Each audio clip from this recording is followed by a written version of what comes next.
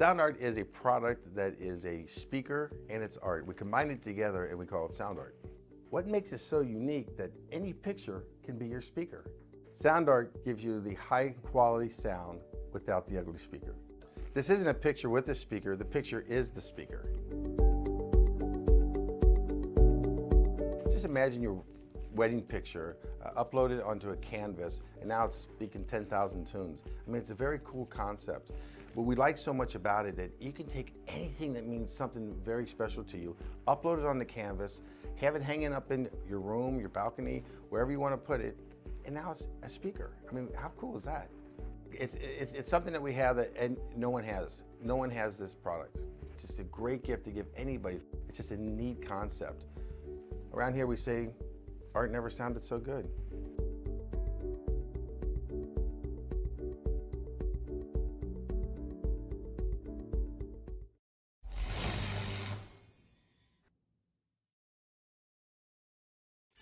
Sebring International Raceway, the birthplace of American endurance racing. Sebring is a lot of fun, a huge amount of history. Sebring, 12 hours, one of the hardest, most physical tracks on driver. That is awesome racing. Sebring is bumpy. Hashtag respect the bumps. Sebring is intense. 12-hour racing is demanding on the cars and the drivers as well. Sebring has got to be the most challenging racetrack on planet Earth. There's really nothing else quite like Sebring. After months of quarantine, we're all interested in how we can become our best self. The team at Permanent Makeup and Cryo is here to help you get the flawless makeup look every day without the extra effort or time. When it comes to your appearance, you deserve the best care that money can buy.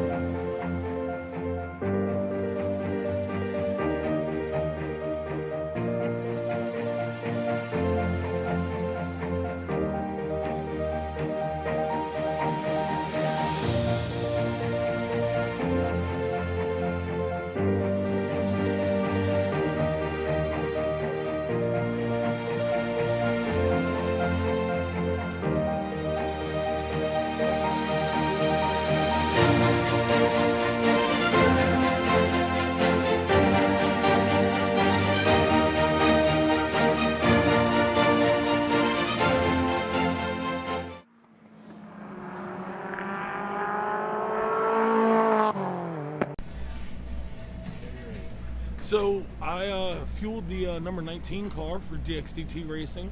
CrowdStrike AWS, our sponsors, this weekend. It's kind of awesome. You know, fueling a car during a race requires, you know, full race suit or full fire suit, full Nomex, underwear, long johns. It's pretty hot in there. It's not too dissimilar than things that you do in the Army, especially. There is a ton of safety with it. You know, race fuel is somewhere between 100 and 110 octane. And if it hits the side exhaust on one of these Mercedes GT3s, it's an instant fire. So it's kind of a big deal. You going over the wall is also a big deal. I mean, that's a kind of rite of passage working a crew. And when you get a chance to go over the wall and you do it right, you nail it the first time, it's always a big deal. I guess as a coming to a new team. You know, DXDT's been a partner with Operation Motorsport now for 2 seasons, but stepping up to their GT3 program is a big deal, and they've taken care of me. Getting into a team that is like, hey, don't care where you came from, don't care how you got here, you're here, you're going to work, and you're going to work hard. That's really that's what this whole program is about. So this has been a great weekend here at Sonoma, California. The weather's bore with us mostly, and we're going to enjoy the decently warm weather for early March, and have another great race too today.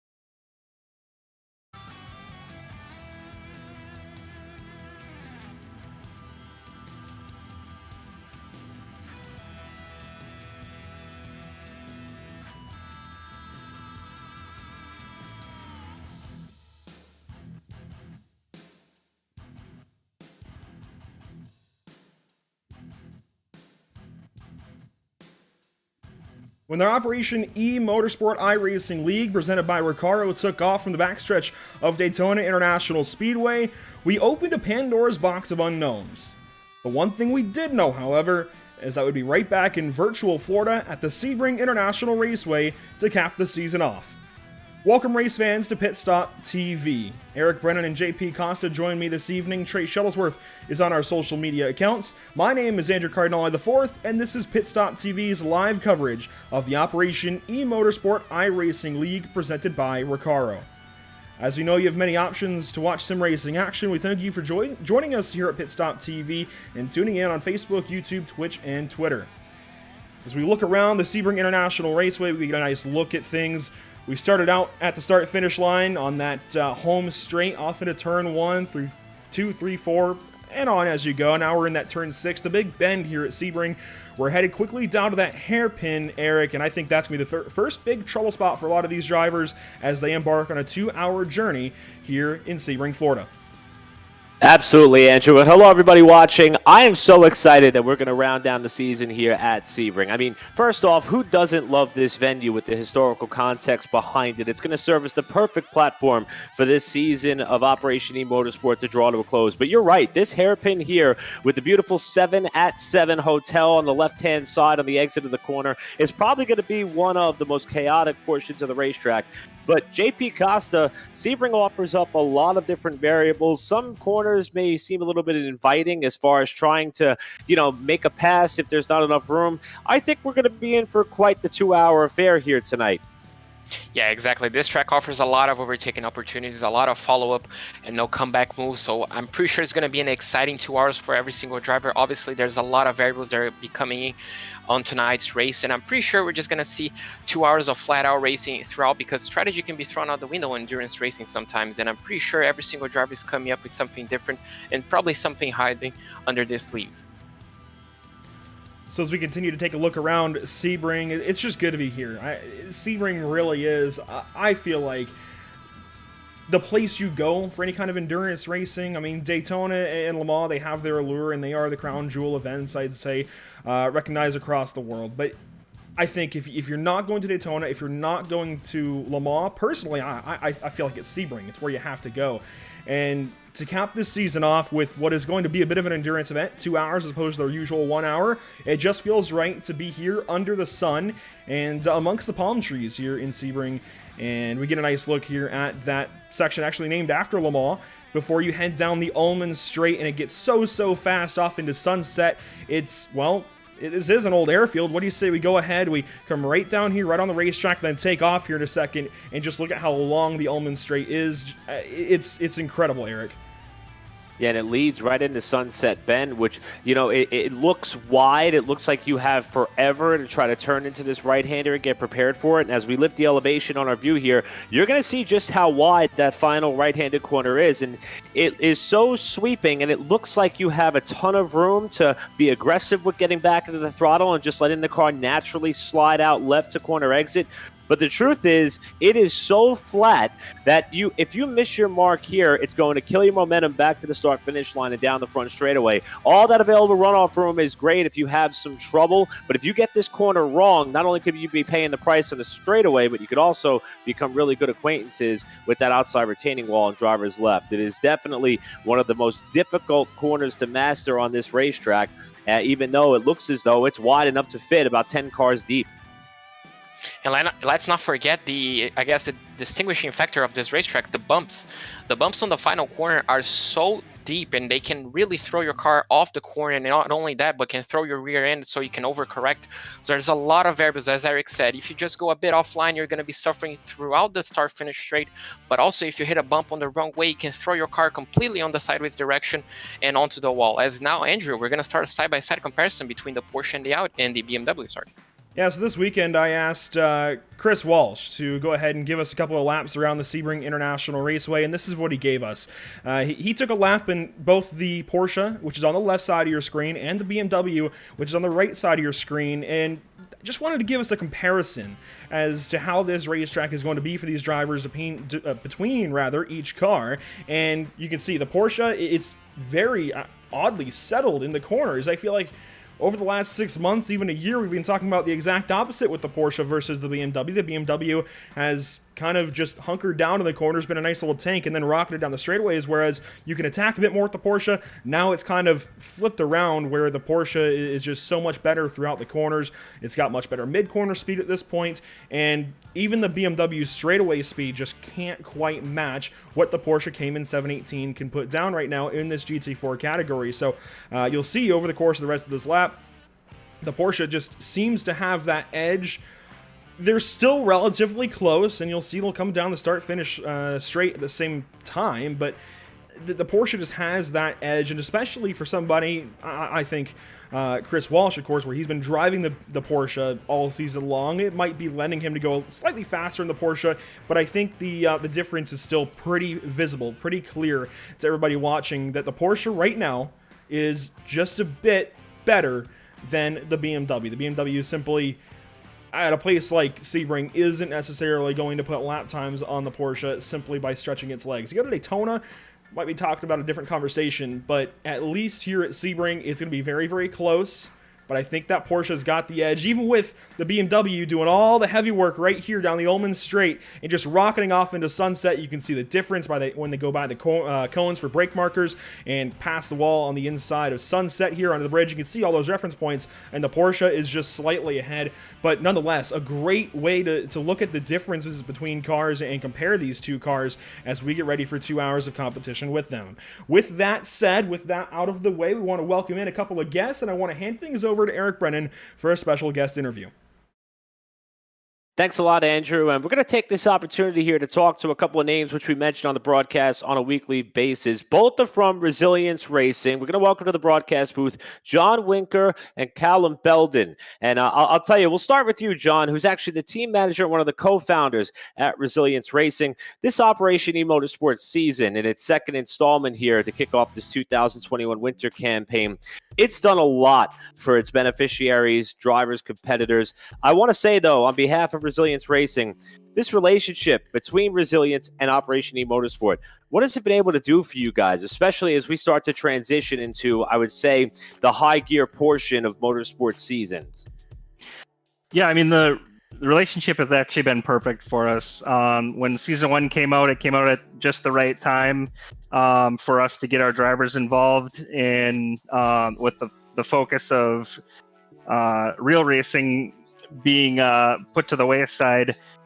Like I said, it came out at just the right time. The relationship has been great. The iRacing platform allows us to get our drivers out and practice, with hand controls and things like that, and do it in a safe environment. So Yeah, it certainly serves as a good proving ground for the technology in which you guys are building and working upon. And one of the beneficiaries of that is Callum Belden. And Callum, we've highlighted your story a couple times throughout the year. I know that you joined us for season 1 a year back, and you actually say that this eMotorsports League is a way for which you could share your immense passion for motorsport as a former Marine captain, and you also share this passion with your fellow veterans and those who support them. So I'll pose a similar question to you, except maybe on a little bit more of a personal note. Your involvement with this series and Resilience Racing, and seeing the success that it's having for so many who have gone through similar steps of life after serving our country or their respective country. What does this organization and event mean for you, and what has it done for you in preparation for what's upcoming later this season? Yeah, thanks, Eric. And I do want to point out that you always seem to highlight my story right as I'm off track or running into somebody else, which I promise is not how I spend the majority of my time in iRacing, although I do feel more comfortable on a real track. But all kidding aside, I think this has been a great opportunity for me in particular, and really, I know I share this with with everybody else in the series, an opportunity for everybody to just come together once a week and just have fun, with veterans who are like-minded and enjoy the same thing in terms of auto racing. And while nothing's as good as the real thing, I think this has been a great series that Jason and the Operation Motorsports team has put on. Especially during this pandemic, this trying year for everybody, when really, we look at what we do at Resilience Racing as a form of kind of throttle therapy, and this is almost the next best thing if we can't actually get out to the track. Yeah, that's an incredible point, and I'll do my best to shine a spotlight on you on a more positive circumstance tonight.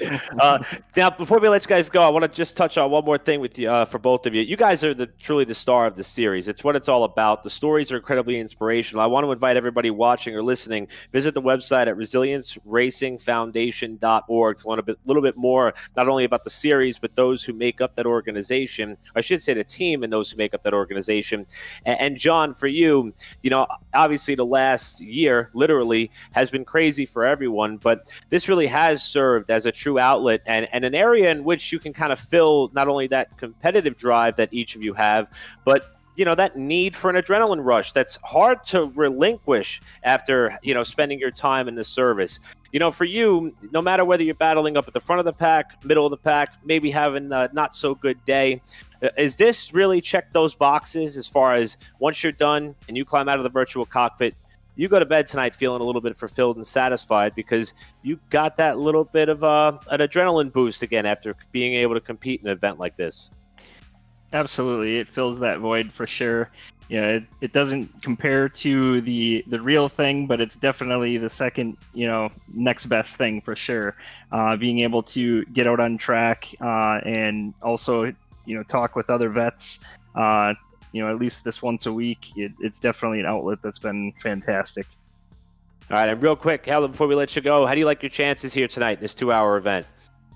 Well, I found that in iRacing, the longer the race, the lower my chances of doing well. Usually, those two kind of go together. I find that unlike in a real car, it's difficult sometimes to maintain my focus for 2 straight hours. But I'm thinking tonight, last race of the year, I'm going to put everything out there on the line, and hopefully I'll have a better performance in the past couple of weeks, which have been disappointing, especially at Sonoma, which is literally my home track as I live 30 minutes away. I would have liked to have done better there. So hopefully tonight, a little bit better performance. Well, best of luck to both of you. Again, resilienceracingfoundation.org to learn more. Caleb, John, thank you both so much for spending some time with us here. Yeah, thank you. Thanks, Eric. And now I'm going to throw it back over to Andrew Cardinale, who's going to spend some time with Timothy Bernard here as we throw him up into the broadcast booth. Yeah, we got a lot of guys to talk to this evening, which certainly I think adds a lot to our pre-race coverage. Tim Bernard, it's been a pleasure watching you take to, well, all kinds of great racetracks here through North America, virtually anyways, with the Operation eMotorsport iRacing League, and it's a pleasure now to talk to you finally. Want to, first off, just ask you to tell the viewers a bit about yourself and why we should be looking out for that 47 car on the racetrack. Hello, how are you all doing this? Well, I served the military for 12 years before getting medically discharged, and I was a bit lost. I was searching for purpose, and Operation Motorsports gave me a shot. I actually went to them to Watkins Glen, and I was a photographer for them down there, and helped out Diesel and the Operation Motorsports team over there. Absolutely, and we've been hearing a lot about these stories. We kind of hear about them more of in like a telephone kind of situation where we hear about them from somebody who heard about them almost, is how it kind of feels. Tell us firsthand how Opmo has benefited you as, well, part of the beneficiary class here on iRacing. Well, for me specifically, they've actually helped me out by loaning me a steering wheel to actually improve a lot better. I was using a Xbox controller to drive around, and it was kind of frustrating. So they gave me that. They trusted me with their equipment, and they allowed me to drive with their. They gave me a Thrustmaster Sparko steering wheel. And yeah, then they gave me something to focus on, like driving and figuring out how it all gets put together, and all the work that actually goes into it. It's not just the driver on the track. You actually have all this setup that needs to be done, fuel management, all the pit strategy, and on all this other stuff that goes unnoticed when you're watching it on the TV.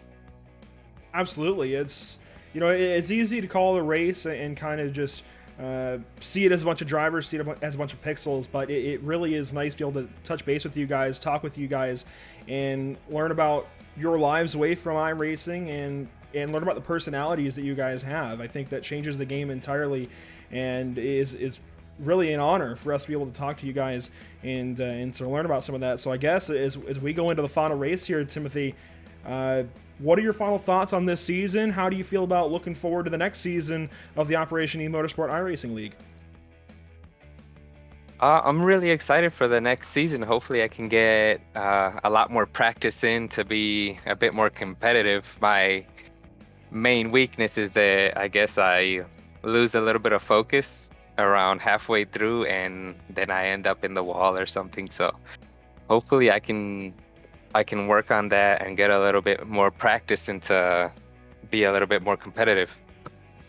Absolutely. Well, Tim, I want to say thank you so much for taking some time with us, talking to us this evening.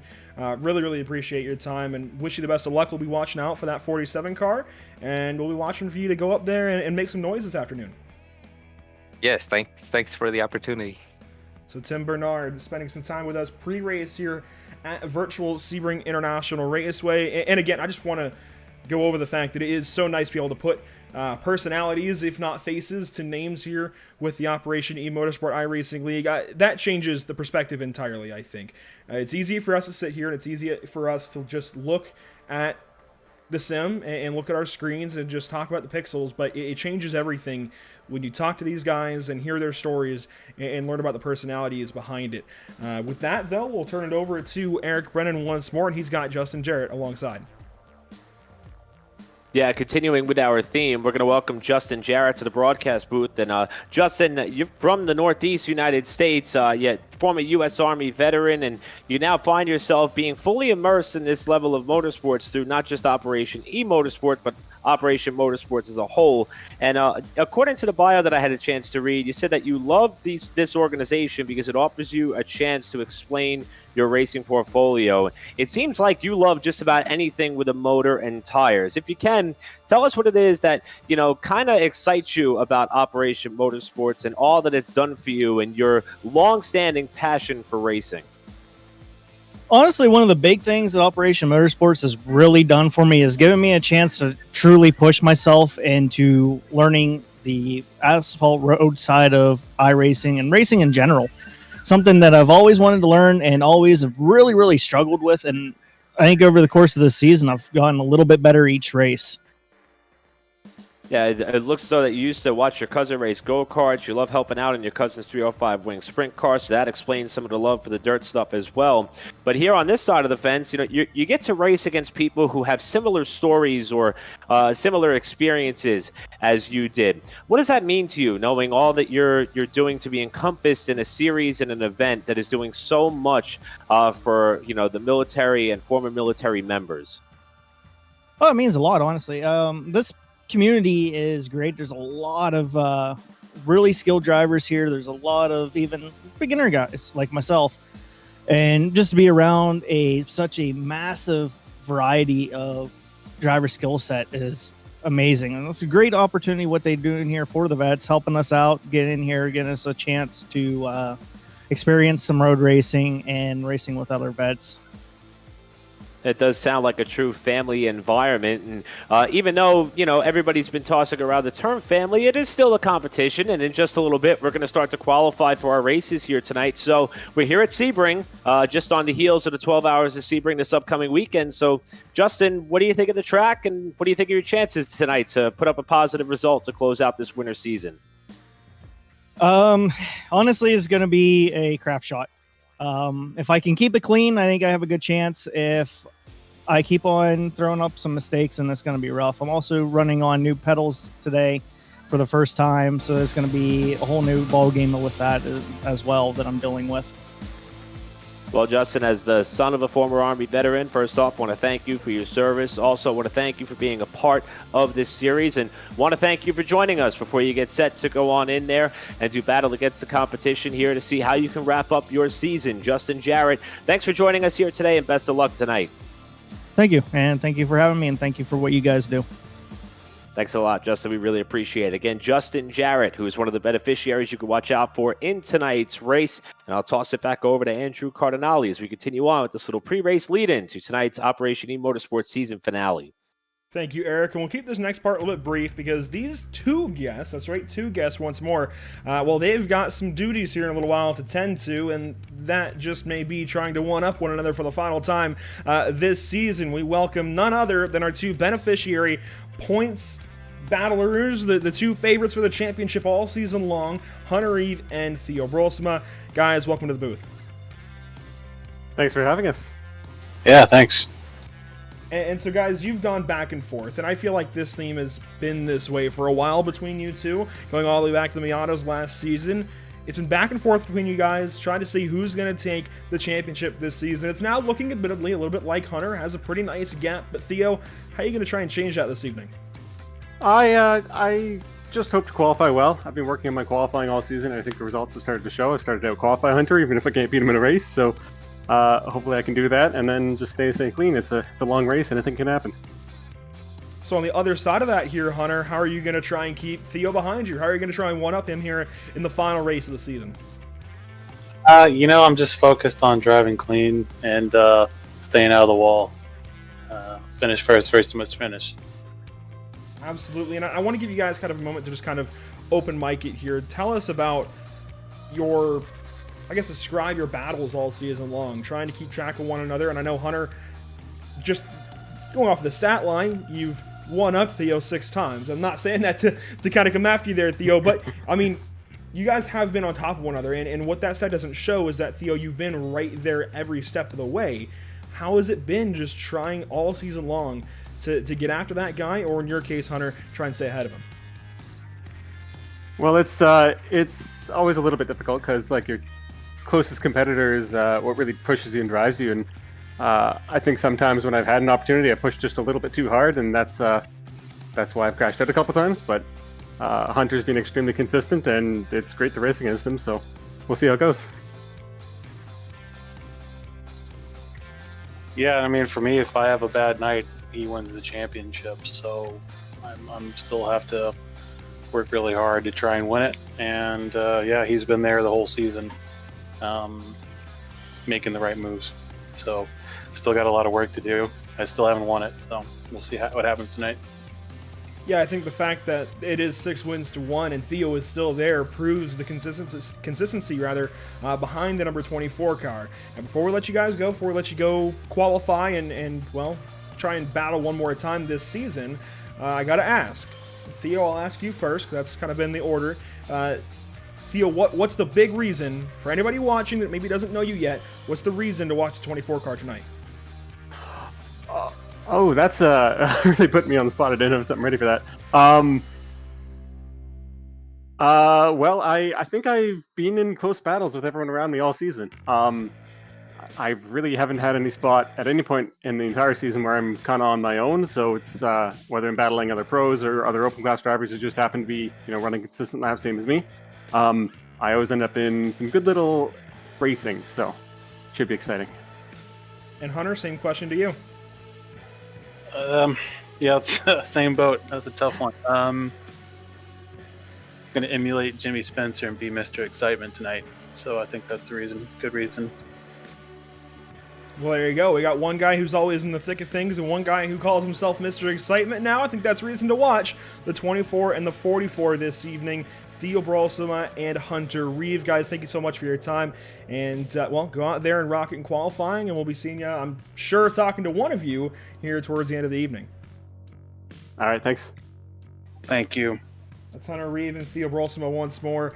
And I just want to thank all of the guys that we had on this evening for their time. I want to thank everybody for their cooperation and just putting together these pre-race interviews. This is something we haven't done before with the Operation eMotorsport iRacing League. So to be able to present this kind of thing, to be able to come in and talk to the guys who are the core of this series and are the core of Operation Motorsport, specifically Operation eMotorsport, it's really, really cool. And again, I want to drive home the point that for us at least, and I can't speak on how it is as a viewer, but for us at least, talking about this series, it's very humbling, and it completely changes an attitude. It completely changes a perspective on things. When you talk to these guys, you hear their stories, you hear about their personalities. It changes everything, and I'm sure you can probably relate a little bit there, Eric.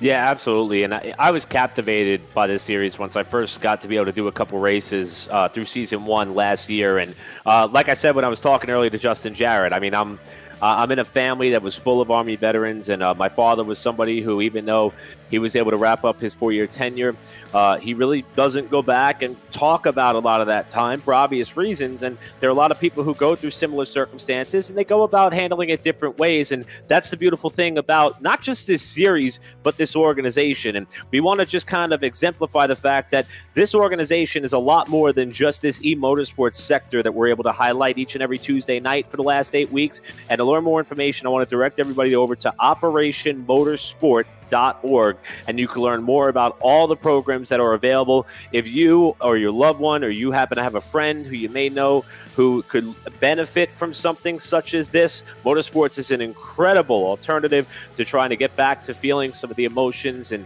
just get you back in a competitive spirit or a high intensity or high octane environment. And I would advise anybody to take a look at this, because all these programs are phenomenal, and they are truly, and we've heard it, so many examples of it, serving their purpose to all the beneficiaries in the field here tonight. Yeah, exactly. And as I said from day one, back in VIR last season, not being from the US, or I guess from North America, it's a completely different scenario. It's a wake-up call essentially for me, because we just don't have it here where I live. So, just seeing all these stories kind of makes me a bit emotional, just hearing the stories from these guys and, connecting those guys to, I guess, back to planet Earth with motorsport is just something extremely nice. And it's so nice to be doing this, every single Tuesday, I guess, just popping out here, just doing, as Andrew said, the easy part, and just, seeing these guys having a blast on motor racing essentially is just something humbling. I just don't have a lot of words. It's gonna make me a bit emotional again, but yeah, this is just an amazing opportunity, and it's amazing to see what these guys can do here.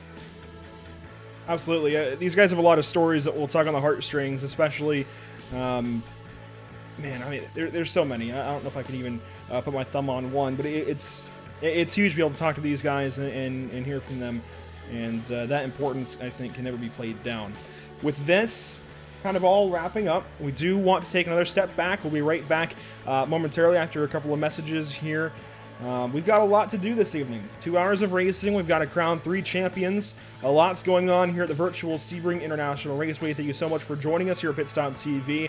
While we're away, if you don't kind of watch through these little videos here, what I want you all to do is I want you to go to your browser, be it Google Chrome, Mozilla Firefox, whatever it is, even Safari on your phone. I want you to go to operationmotorsport.org/donate. Because that is the donation link for Operation Motorsport. We've got it in our description on YouTube. If you're watching over on our YouTube here at Pit Stop TV, it is down there in the description. You can hit show more down at the bottom, and you can see that, and it should take you right to it. Again, operationmotorsport.org/donate. You can donate to Operation Motorsport and help further the cause. That said, we're going to take that step back. We'll take a step away. We'll be right back to you momentarily with resuming coverage, kind of more normal coverage this time for Operation eMotorsport iRacing League presented by Recaro, round number 8 from Sebring International Raceway. Again, this is a 2-hour race, bit of an endurance test for these drivers. We'll be right back to you to present it all in just a few moments.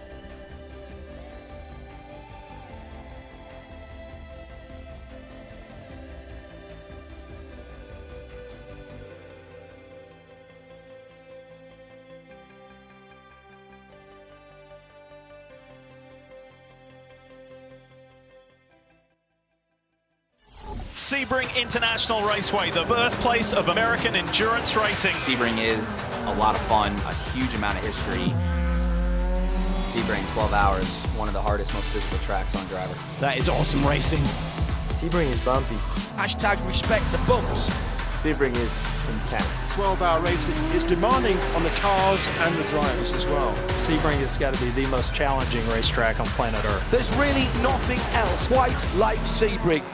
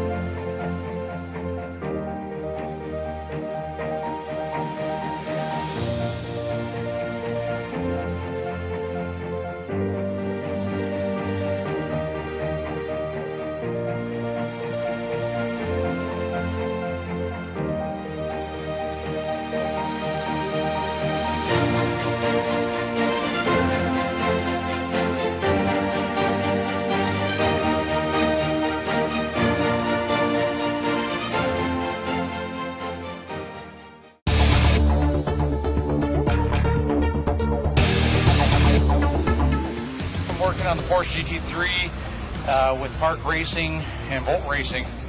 I got a phone call from the USO Pathfinder group, and they kind of informed me, and all I heard was cars, Lambos, Porsches, and I was like, yep, good to go. The opportunity that you get just to be able to come out here and actually see these kind of cars, work with teams on hand, and learn. And they don't just say, well, get out of my way and move, and I'll do it. They know. They teach you. That's the favorite part.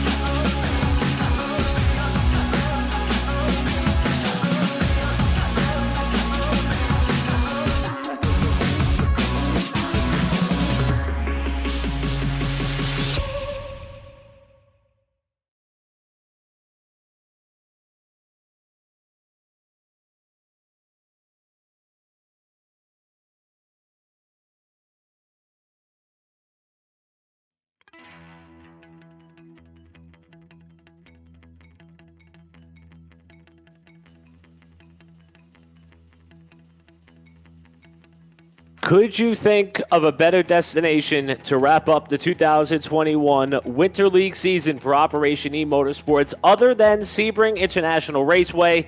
I think not, especially in terms of when we are going to do so in a similar fashion which we kicked off the season also in Florida, but at the Daytona International Speedway with a bit of an extra distance event to settle our final event of the season, wrap up our championships, and for one last time shine a spotlight on some of the drivers and stories that make up Operation eMotorsports once more.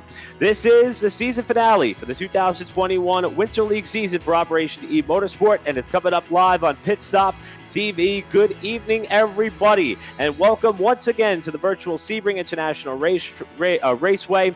What a beautiful sight that we have here with this overhead perspective, and I am thrilled to be bringing you live coverage of tonight's racing event. I'm Eric Brennan. Pleasure to be with you on the call once again. Going to be joined by JP Costa, who stands virtually alongside in the booth, albeit physically quite the ways away. Trey Shuttlesworth is holding it down on social media, and you heard the voice of Andrew Cardinale IV a little while ago. He's back in his production chair doing a magnificent job, giving us so many unique perspectives of this track, layout, and upcoming event.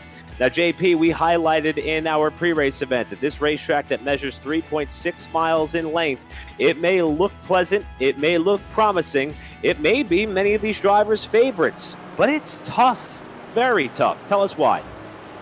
Yeah, exactly. It's a very, very difficult racetrack. As you can see, it's covered around side of it in grass, but not only that, obviously the concrete surface doesn't give the best of grip as compared to asphalt. The new updates kind of changed the way the GT4 cars are working, with some difficulties towards the BMW drivers, but I guess the biggest part, and I guess one of the call-outs from this racetrack, because obviously the bumps, is on the call-out for Sebring's 12-hour events. Just respect the bumps. You know, it's a track that hasn't been resurfaced, it's just embracing its own history, and I guess that's the most difficult. Obviously, we do have a few of the curves, as you can see, some drivers going through the final section as they head into Le Mans, and you know, it's just a racetrack full of difficult corners, difficult curves, difficult exits, and it is an incredibly long racetrack as well. As you can see, 3.6 mile, 5.79 kilometers, pretty much 6 kilometers. It's a massive racetrack, so keeping your focus, keep hitting the tires, as you can see there, unfortunately just running a bit wide, you know, just all of that is just a challenge in itself on this mammoth of a circuit.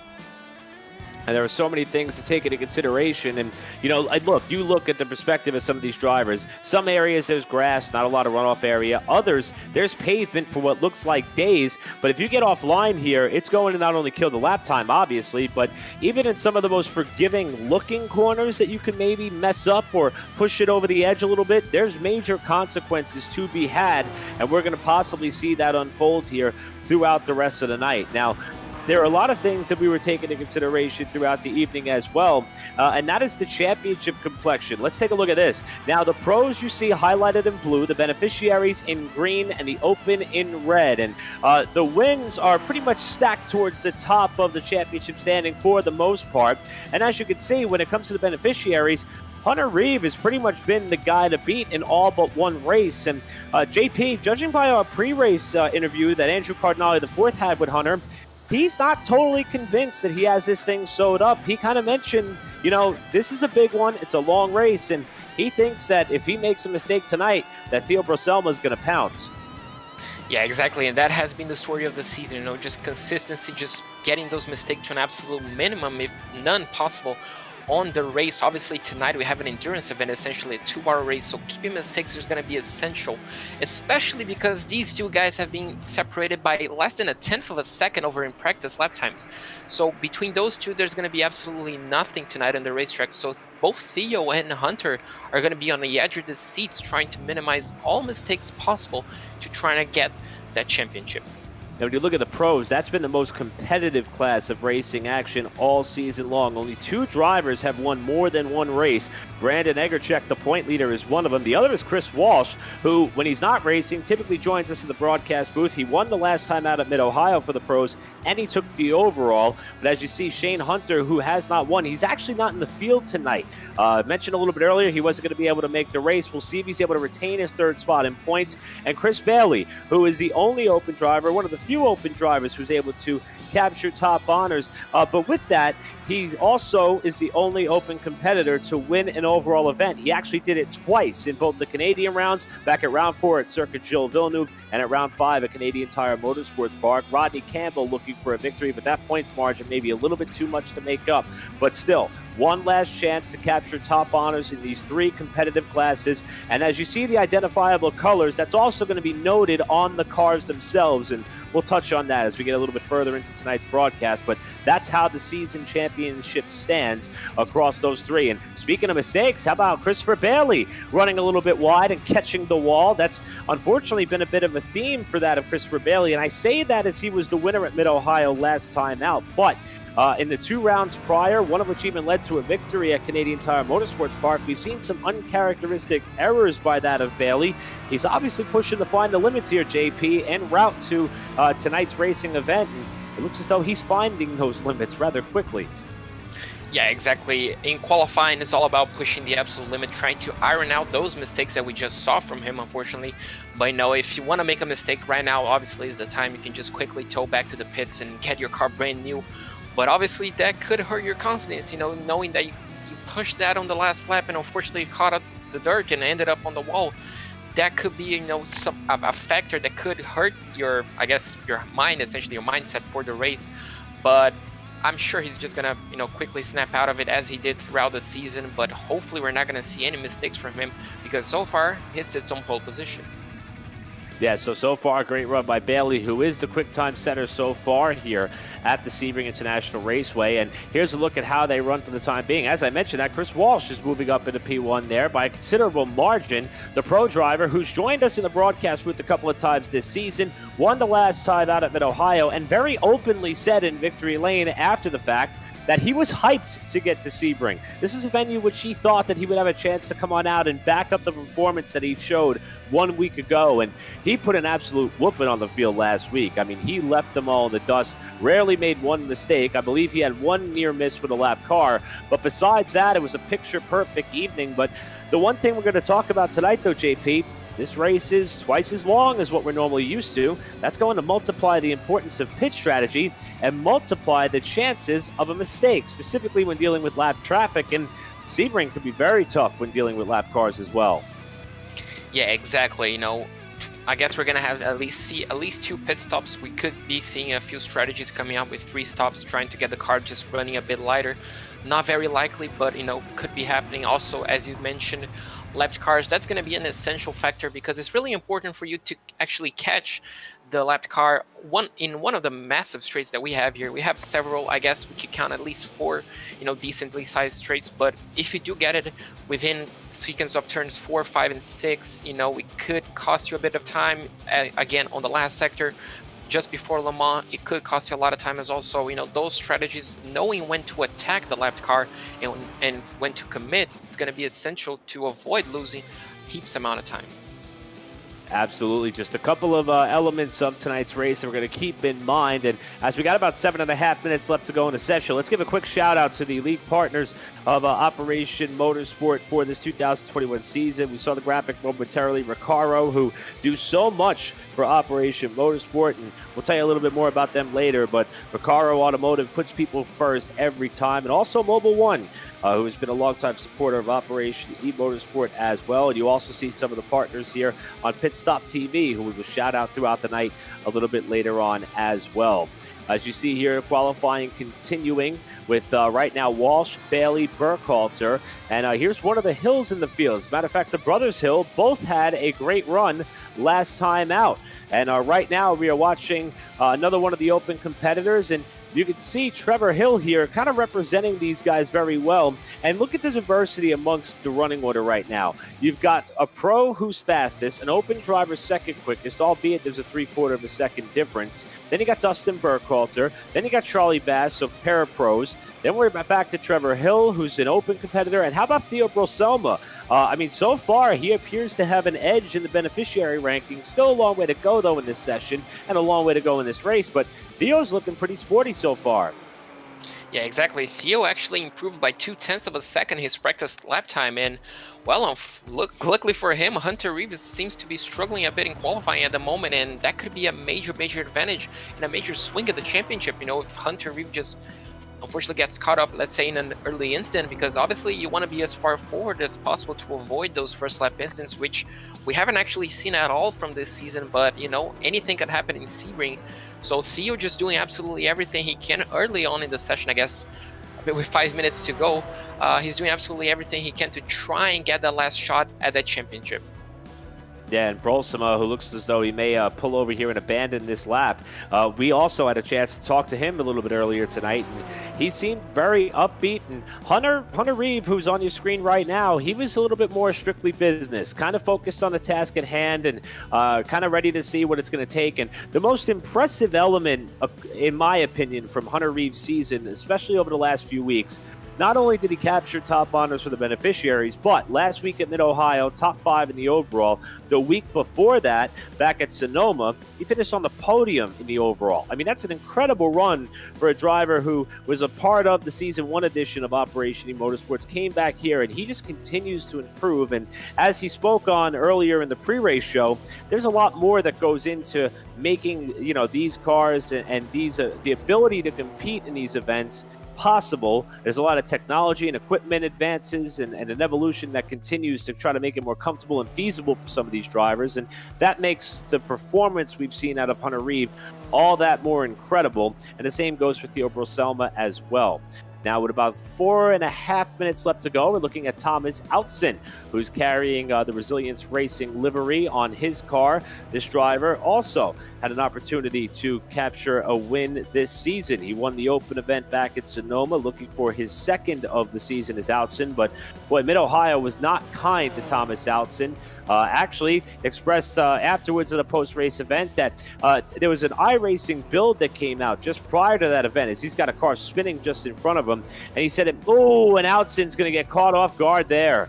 That was a hard hit. He expressed that the build may have caught him off guard, didn't get enough practice under the new changing environment and circumstances, but so far here today, he's up in the top 10 of this session, and we'll see what ends up happening here with about 3.5 minutes to go. I guess we just saw what the bumps can happen on the final corner. No, we just had a prime example. The bumps unfortunately caught John Winker off, if I'm not mistaken, and unfortunately he just overcorrected the car, and unfortunately that was on the path of Thomas Outzen. And well, as you can see now, we just have a few minutes to go. The drivers are obviously now just setting up for their final lap time, qualifying laps essentially. A big lap, over 2 minutes and 10, so 2 laps to go. It's time to push everything to the maximum, ignore all the mistakes, and try not to get an off track so you can get the best possible starting position. So Charlie Bass is now up in the 4th spot here in the session. He's going to come to the line, try to improve on that. This time through, not going to happen. But as you mentioned, he may, if he elects to stay on track, he may have about 2 laps in. But look at him toss that thing down there into turn number 1. Sliding. The one thing I loved, if you didn't get a chance to see it earlier when we had our side-by-side up, both of which was driven by Chris Walsh, the amount of counter steer that comes into play in turn 1. If you're on full attack mode, is incredible. And we just saw Charlie Bass kind of seesawing on that as well. So Bass is continuing on here for this qualifying lap, trying to beat the time that was set by Chris Welch. And here's what we were talking about. This is the approach that we were mentioning here down into turn number 1. And just watch in both instances, you're going to see him counter steer very quickly coming through the first corner. Doesn't matter what car you're in, it seems, and you still have to be able to keep up with the rear tires while coming through that fast left-handed corner. And that's exactly what we saw Charlie Bass do there on his qualifying lap. But I love this view here, JP. It gives you a real idea as to how bumpy this track can be and how some cars may seem to endure it a little bit better than others. Yeah, exactly. This just shows the difference in qualities, I guess, between the Porsche and the BMW throughout the circuit. As you can see, both heading to the braking zone. And, well, they're both pretty similar, and unfortunately the new build has unfortunately hindered a lot of the BMW. We're seeing a lot of mistakes, and luckily tomorrow we're going to see a patch that may fix that. But essentially they're pretty similar. As you can see on the racetrack, the Porsche seems to be a tad bit faster, but you know, the BMW, as Andrew said on the pre-race show, I guess, it just can stretch out its muscles, you know, throughout the straights, and it could really help some of the drivers here tonight to overcome some of those difficulties, you know, some of the massive straights. As you can see, unfortunately in the corners, the Porsche is just so much more agile. As you can see, Chris just throwing the car in there. Essentially, it just seems a lot more confident in the Porsche, but you know, both cars are pretty equal. Unfortunately, the BMW is struggling a bit more throughout the corners, but it can stretch out its muscles a lot better on the straights. And hats off to our production team and Chris Walsh for being able to help us out with this, because this is absolutely incredible, and it's the best visualization that we could put together to show to maybe some of the casual sim racing viewers that there is in fact a difference between each car, and it's visible, and there's also a difference in which they have to attack each individual corner, and there's a difference in the way the car handles, as JP has outlined throughout most of that lap. But here they come up to Sunset Bend, which this is the corner that looks like it goes on forever, but it clearly doesn't. You don't have an opportunity to keep your foot in there all too long before that car settles to get off. But this is the overhead look at this beautiful and majestic circuit that's going to shine in the spotlight a couple nights from now, as the annual 12 Hours of Sebring is set to take place this coming weekend for the IMSA sports cars. And I'll tell you, it's great to see the fact that it's back in its somewhat traditional time slot on the schedule. Last year was delayed big time due to the COVID-19 pandemic, and as things start to get back to a bit of a relative normal, this venue is going to be loud and boisterous for the 12 hours once again. And I'm not sure about everybody else who may be watching, but we'll definitely have our eyes on that one for sure. But tonight, it is in the spotlight for our season finale for the Operation eMotorsport's Winter League season. 3 more opportunities, or I should say 3 checkered flags remain for everybody for their last shot to capture one of them in their respective classes, and we'll sew up the championships tonight as well. And JP, I just love some of these scenic views that we have here that kind of show the true layout of this circuit. And turn 1's another one that we touched on a couple times here today, where it looks wide, it looks forgiving, but it certainly narrows up on corner exit there, because that grass and curbing comes up real quick. Yeah, exactly. Turn 1 is such a misleading corner. You feel like you have so much runoff areas, and unfortunately that grass just comes up so quickly. As you can see now, the sequence of turns 3, 4, and 5. This is another sequence that drivers will have to get absolutely pinpoint perfect, because they're going to have a massive lead off onto the big back straight. I guess one of the back straights on this racetrack, as they head down into, I guess, the banner on turn 6, and obviously they're going to be heading, I guess, one of the many overtaking points, but I guess the main one on this racetrack, the big hairpin. As you can see there, just the exit of turns 5. And well, this racetrack is going to offer us a lot of overtaking opportunities, and I guess we're just going to see a lot of them. You know, mistakes can happen as we saw in qualifying, and this is a prime racetrack where you can actually pull a lot of that time back. Yeah, and being mistake-free may be the secret ingredient as far as getting the job done here tonight across this 2-hour event, and that's going to play a big role into how things pan out. And another thing we're going to keep an eye on here, of course, is going to be that of pit strategy. Now, the fuel is set to 75%, so we're not sure exactly how many pit stops we're going to see unfold just yet. I have not had the chance to test it out, and JP, if you know more, then please feel free to chime in. But pit strategy, usually in the other races that we would have, they would dial back the fuel setting to give us one stop just past halfway. So we'll see how it unfolds here tonight for this 2-hour event. But it is just a beautiful night in the virtual world that is the Sebring International Raceway. And as you can see, this track offers up so many unique challenges and twists and turns. And I mean that both literally and figuratively. And it's about to serve as the last test for these competitors as we get set to roll off the field here and go racing for what's going to be a thriller for this final event, 2 hours deep. And JP, I don't know about you, but between the storylines that make up this season and these drivers, these series, between the ever competitive bouts between the pros, the opens, and how quick and up to pace the beneficiaries have been this season, there's so much to be excited about as this season draws to a close. And as we look back and reflect retroactively, or retrospectively, I should say, I'm thrilled to say that we were happy to do this together. This has been amazing, and we got one more to go. It's going to be a 2-hour endurance event, and I'm pretty excited to get this one underway, my friend. Yeah, me too. It's been an absolutely blast throughout the season, and well, as you said, Sebring is just a perfect way to set off, I guess, one of the best circuits in North America. Obviously, you guys have plenty of circuits there, amazing circuits, but this one is going to be an absolutely blast to finish off, and I'm glad to do it not only with you, but with this amazing team. And well, I guess we do have a few, I guess some of the drivers do have a few unfinished businesses with one another, you know, a few on-track battles still to settle, and I'm pretty sure everybody's going to be absolutely hyped for this 2-hour, again, an endurance event. It's not going to be something that they're used to, an absolutely endurance event, an absolutely amazing event here tonight.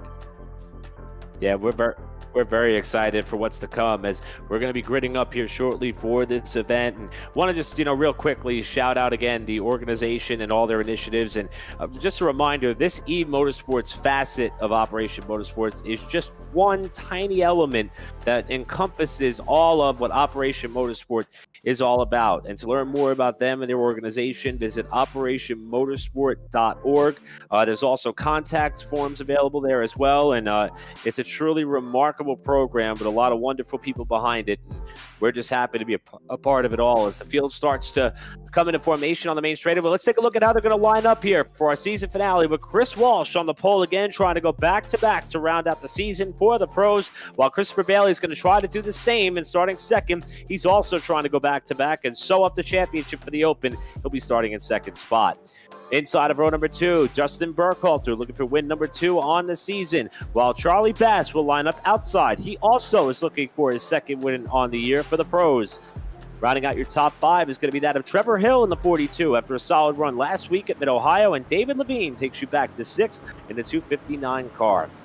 Now back to row number 4, you'll find Theo Broselma, the highest qualifying beneficiary driver, second in points, still has an outside shot at the championship. Thomas Outson will take you back to 8th spot in car 23. He'll start outside of row 4. And rounding out the top 10, Rodney Campbell, who comes into the night up there in points looking for a victory. He is going to start the 62 in 9th, and Sean Knight takes you through your top 10.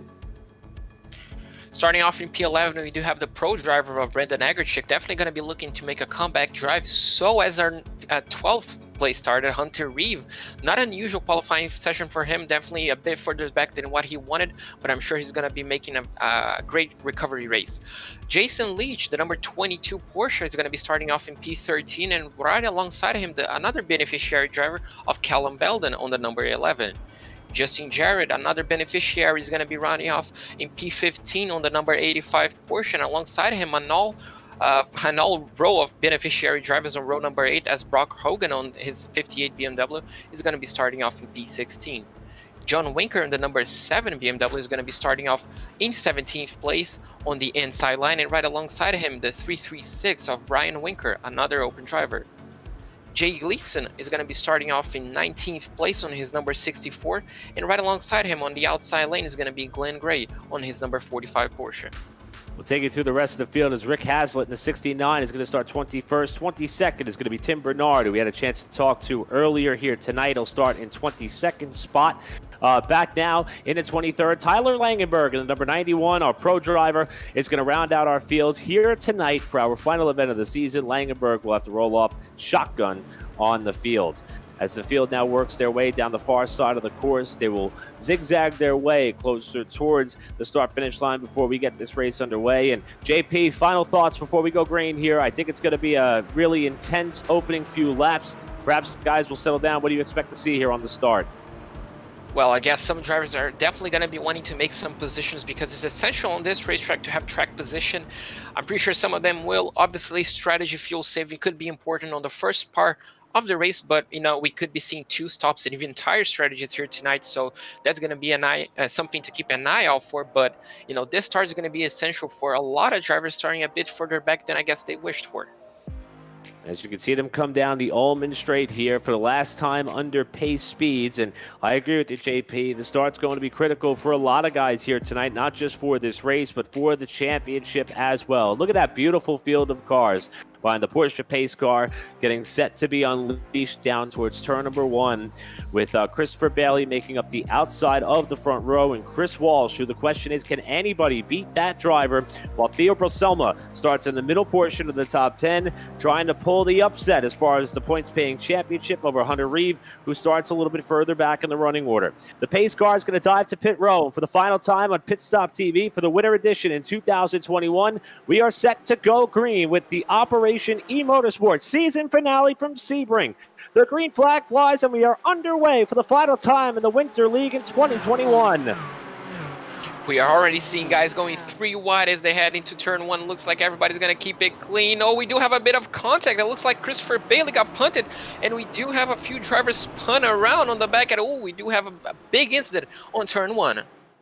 Bailey was one of the first cars to get hip checked by Trevor Hill. Another car went backwards behind him, and turn number 1 continues to be littered with cars. And one of the point leaders in Egerchek is there in the crash. He's going to get the tow back, it looks like. So the pro point leader is having problems here on lap number 1, perhaps a threat to win tonight.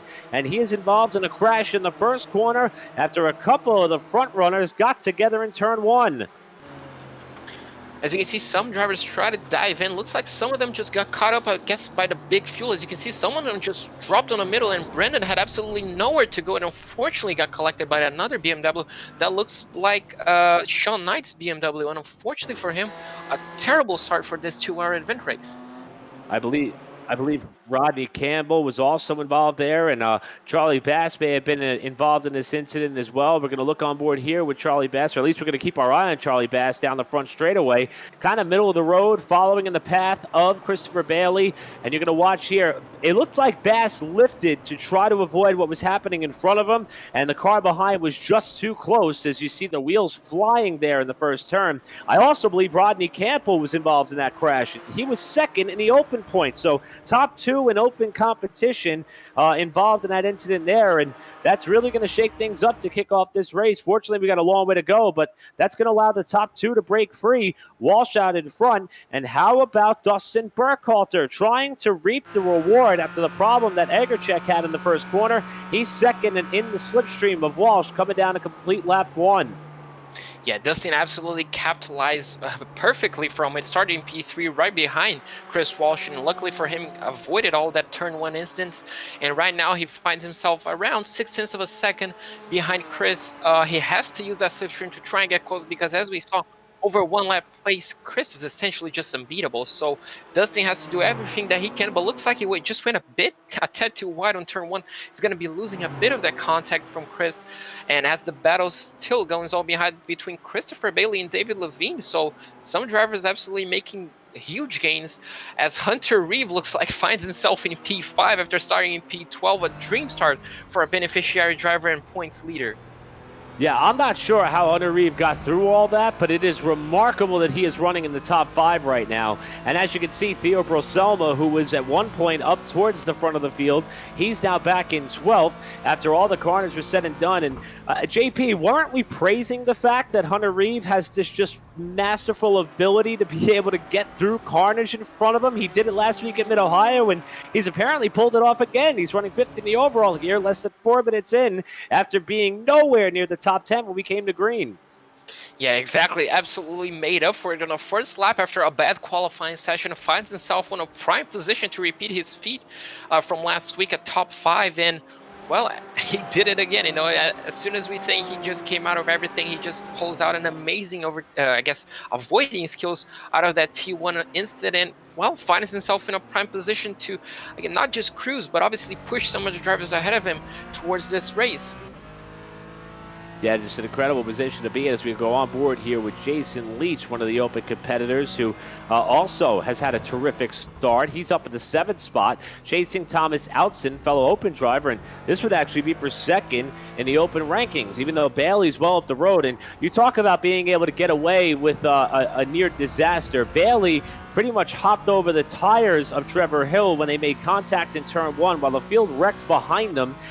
It was Bailey who was able to land on all 4 wheels, probably has some obvious damage to the left side of that car, but he still runs up in 3rd and a ways up the road from these two as they continue their battles. We get a look here at Bailey with David Levine chasing and not seeing any obvious damage, maybe a little bit of damage to the left side, but he took a pretty significant hit from Hill that time in turn 1, and he keeps on trucking, albeit about 4.5 seconds off the leader. As we drop back here and take a look at Tyler Langenberg, and he started last. I mean, you talk about these guys who made the most of the incident down in turn 1. Langenberg from shotgun on the field to now coming around the outside here of Hogan to solidify his spot in 8th.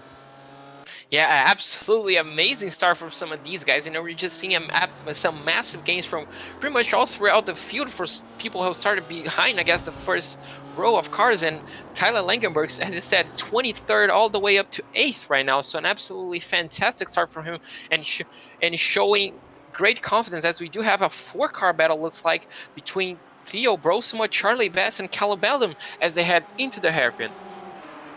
Yeah, and how about Belden here, currently running in the top 10 right now, in danger possibly of losing that spot as a peak down low is going to come Charlie Bass, and that's going to be tight there as they come to the right-hander. Belden's going to give him room. Bass is trying to climb further up the running order. That was through the hairpin that the pass was made, and Broselma is going to follow through. So Broselma will also follow Bass in the tire tracks. He'll move up into that spot, and Gray is the green car closing in on Belden here as they get back on the binders and come to the right-handed corner. So this is a great 4-car battle for the final spot in the top 10, and a number of different competitors and classes represented as Gray gets off the racetrack. Hang on, he's going to spin across the pavement and tag the guardrail with the left front fender. Just unfortunately lost the car on exit, looks like. Unfortunately, not enough downforce, looks like, on the rear end of that portion. Luckily for him, just a small kiss on the wall. Definitely is not going to be getting a lot of damage. And I was just going to praise him about his absolutely fantastic start because he climbed over 7 positions. But unfortunately for him, that small incident is going to be dropping him, looks like, all the way down to 17th at this moment in time. So unfortunately for him, lost quite a bit of that ground that he made on lap 1, but definitely quite a bit of time still to catch all those drivers ahead of him. Yeah, fortunately not sustaining significant damage on that light contact there with the wall. It's going to put him behind the 8 ball, though. But as we mentioned, trouble there. That's coming through the final corner. Got 1 car around, and that's going to be Sean Knight. So, oh, boy, that was very close as Knight is trying to get back underway. Looks like another mistake on Sunset Hill as on the absolutely worst part possible, because that's just right on the apex, and unfortunately for some drivers, looks like he almost got collected, but he looks like he's back on pace, as we're going to see now on our Pit Stop TV replay what exactly happened to Sean Knight. So as you can see here, he's just heading to Sunset Bend absolutely normally, and looks like he's just going to drop it on the bumps. He seems to be on the race line, and no, he just goes a bit too wide, and looks like the rear end just dropped, and unfortunately he just kissed the concrete wall a bit. And well, on the absolutely worst part possible, as we do have another Porsche out there, pretty much Jason Leach threading the needle between the BMW, and as you can see, just on the absolute worst part possible, to do a 3-point turn to try to get back on racing conditions. Man, that was a lot of close calls for Sean Knight. And it's been a pretty eventful night for the open drivers. We saw Chris Bailey, that's who Sean Knight was following coming into that corner. He had problems in turn 1, lap 1. Rodney Campbell was collected there. Now it's the final corner for Sean Knight that puts him back in the running order. Let's go on board with Jason Leach. We saw him slide that car out sideways to try to avoid to get by. And you see here a couple of cars already. Oh, Leach started to go around there by himself as he was coming through, it looked like. I'm not even sure he was aware that Knight was stationary in that portion of the racetrack. Now let's go on board with Justin Jarrett and see how he got through. Looks like Justin Jarrett. Oh, absolutely fantastic reaction there to go the opposite way and avoid that crash. That was absolutely fantastic by Justin. But as we saw, just Jason Leach, unfortunately, it looks like he already was dropping the car mid-corner, and luckily for him, he just found a place to thread the needle and avoid bigger damage. And as you can see now, our reaction king, essentially, Justin Jarrett, looks like he's applying pressure on John Winker at this moment in time. It looks like he has the pace to try and challenge for that 12th spot.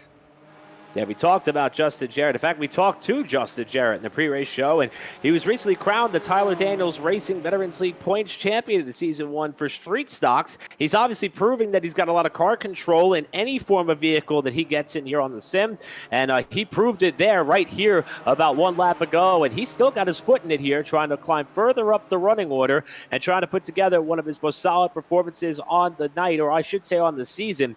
Currently running in 14, trying to get by fellow beneficiary racer in Winker for the spot up ahead. And Hunter Reeve has now fallen out of the top 10. He's currently a little bit further up the road, holding down 12th spot. While Jarrett's going to look inside, now outside as they approach the first, second, now third corner through the left-hander.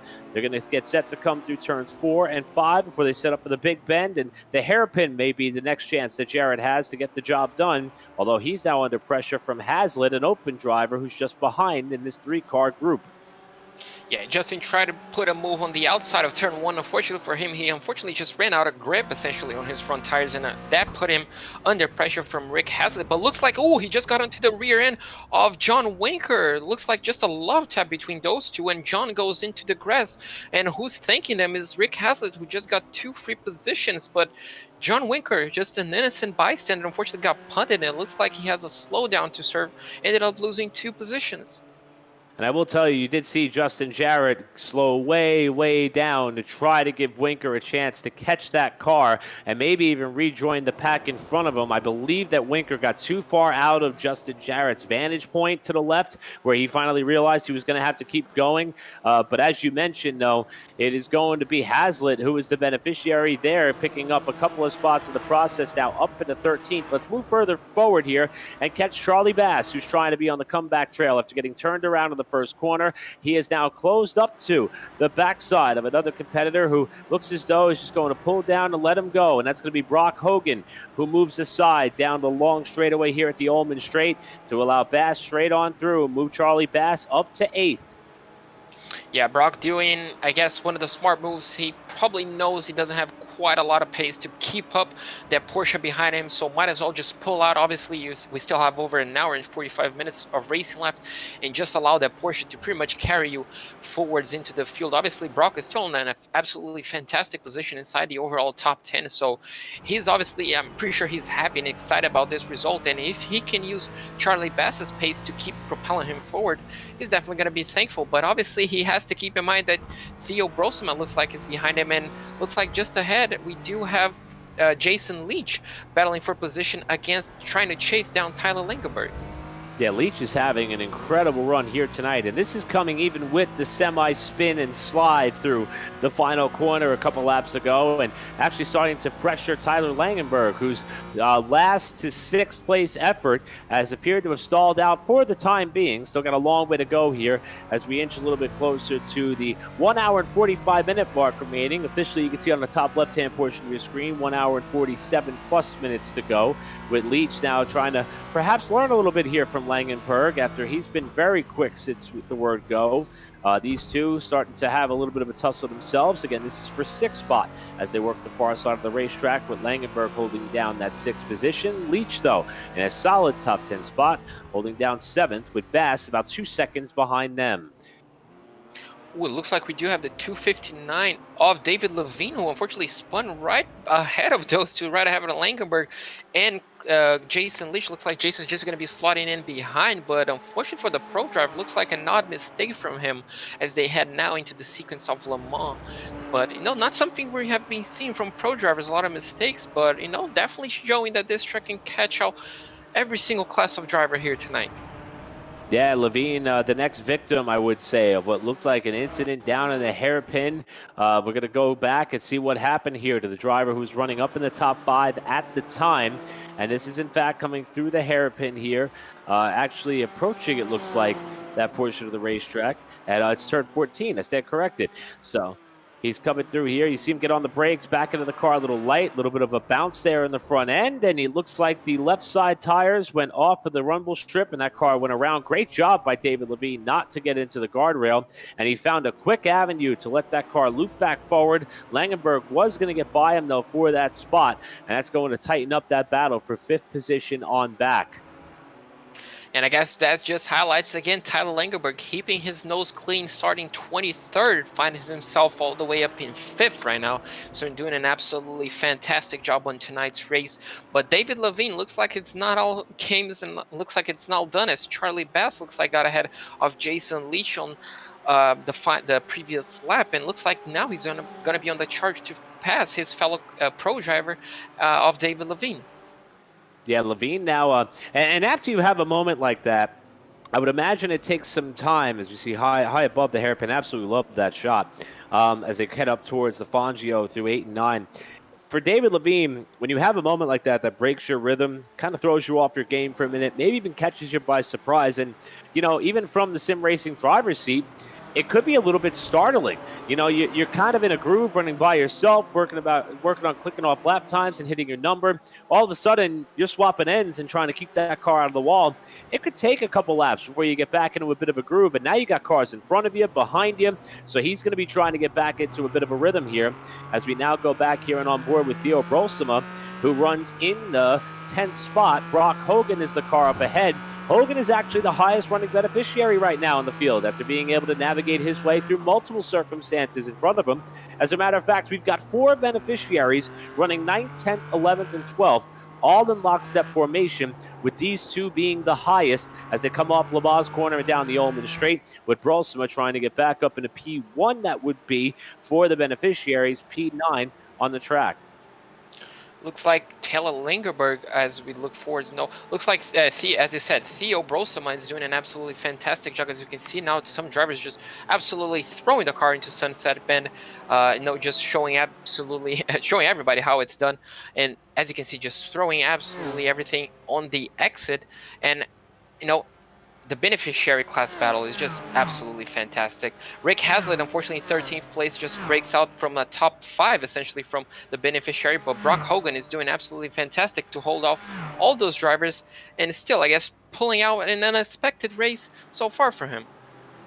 Yeah, it's been great so far. Oh, look at that. Levine got up the racetrack. Charlie Bass had a look. He's going to tuck back in line. This is incredible racing that's going on for the final spot in the top 5, and that slip by Levine cost both these drivers some ground to the driver who holds the spot for now, and Tyler Langenberg, while Levine had his hands full with Charlie Bass, and I believe Bass cut him a break there as he got up the racetrack, coming to the hairpin once more. These 3 cars again, 5th, 6th, and 7th, Langenberg, Levine, Bass, currently battling for position, and a great 3-car tussle out of the exit of the hairpin, and this battle will continue to rage on. And not that far behind them is Jason Leach, who's trying to close, and if these guys continue to slip and slide their way around, Leach is going to arrive on the scene to try to crack the top 5 himself as Levine slides wide again. Looks like David Levine is definitely feeling the pressure right now from Charlie Bass. Both pro drivers trying to pass one another. As you can see, Charlie Bass just putting the nose on each and every single corner possible to try and force a mistake again out of David Levine. It looks like he's kind of feeling the pressure, as you can see, making a few mistakes here and there. And looks like he just lost the contact for Tyler Langenberg. Looks like Tyler's just shooting his way into the sunset, and those 2 are going to be locked in a battle. So David Levine has to, as you said, get out of essentially that bubble after his mistake and just focus on catching the car ahead to try and get back on his rhythm that he found himself before that spin. Yeah, so great battles that are going on here that we have all throughout the pack. And you can see everybody on the Ullman straight for the time being and the field is still pretty close. Even though we're 20 minutes into this 2-hour affair, you can still see just how in close proximity these positions, or these battle for positions, are pretty much from 5th on back. But let's move up here as Christopher Bailey and Burkhalter have gotten together here for the 2nd spot, and Bailey appears to be on the move. Remember, Burkhalter was with Chris Walsh at one point in this event, and he's gotten himself now a little bit further behind. Walsh out to a 7-second lead, but despite the opening lap contact, Bailey has moved into runner-up position for now. Yeah, looks like Christopher Bailey right now is showing the pace that he showed in qualifying and just putting up those laps and making the move on Dustin Burkhalter. Now it's going to be interesting to see if Burkhalter has the pace to try and keep up with him, but if he can, does he go for the move, or does he hold back a bit until the first round of pit stops to try and, I guess, save some fuel, just put in one extra lap of fuel? And, well, that's going to be a question. As you can see now, it looks like Charlie Bass is under pressure from David Levine. No, looks like Charlie Bass got past David Levine on the first section of this lap. So David Levine is still struggling a bit after that mistakes, and Charlie Bass taking absolutely advantage of it as he now heads into the, into the hunt for Tyler Langenberg. And I'll give credit where credit is due. Was just touching base with our producer on the night, Andrew Cardinale IV, and he cited the fact that watching David Levine struggle a little bit with the handle in that car could have to do with fuel burning off, and now starting to have some trouble with the way in which that car is handling.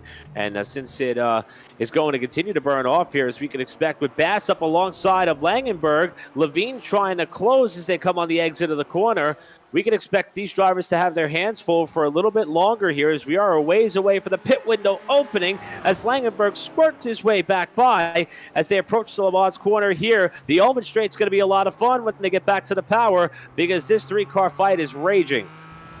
Looks like Charlie Bass is full of confidence, just absolutely throwing the car on each and every single corner, trying to get past Tyler Langenberg, but he's having absolutely none of it. As you can see now, David Levine looks like he's getting an absolutely big slipstream as he's going to be looking on the inside for Sunset Bend. Is he going to be committing to the move? Only time will tell. Looks like he breaks a bit early. Oh no! Oh, looks like Charlie Bass got into the back end of Tyler Langenberg, and Tyler looks like he held in the car. He's pointing the right direction. Jason Leach goes by him with his second close call on Sunset Bend. Jason Leach is absolutely threading the needle on that corner. Yeah, and here comes David Levine and Charlie Bass battling now for that spot. Ooh, Levine appears to not be happy. Keep in mind, David Levine and Tyler Langenberg are teammates, and Levine watched that all go down, and he filled up the mirror of Charlie Bass there. Gave him a little bit of trepidation going through turn 2, but no contact was made, and Bass is now up in the 5th, and let's see what happened. We'll go back and have a look after this racing for 5th spot went bad. Miraculous save, though, by Tyler Langenberg to be able to catch this car without it getting too far askew, as again, this was for the 5th spot. And here comes Bass about to tap the back bumper. Looks like Charlie Bass just got up. Oh, yeah, looks like the BMW of Tyler Langenberg unfortunately was losing already on the bumps, and looks like Charlie Bass just gave it the final touch, and as you can see, just Jason Leach absolutely just trading paints with Tyler Langenberg. The second time he did that with a BMW on Sunset Bend, so he's definitely counting his cards on that corner. And as you can see now, the onboard of Tyler Langenberg, you can see exactly if that back end is kind of stepping out over the bumps. As Eric mentioned, if you just go a bit off the line, as you can see, yeah, the BMW looks like it was bouncing a bit too much, and Charlie Bass just came in that final kiss, but what a save from Tyler. Yeah, great job by Langenberg to only lose a couple of spots after that semi-spin there through Sunset Bend. And that charge, though, still from 23rd on the grid, or last on the grid, to move all the way up was rather impressive. Let's go here from the nose of Charlie Bass' car.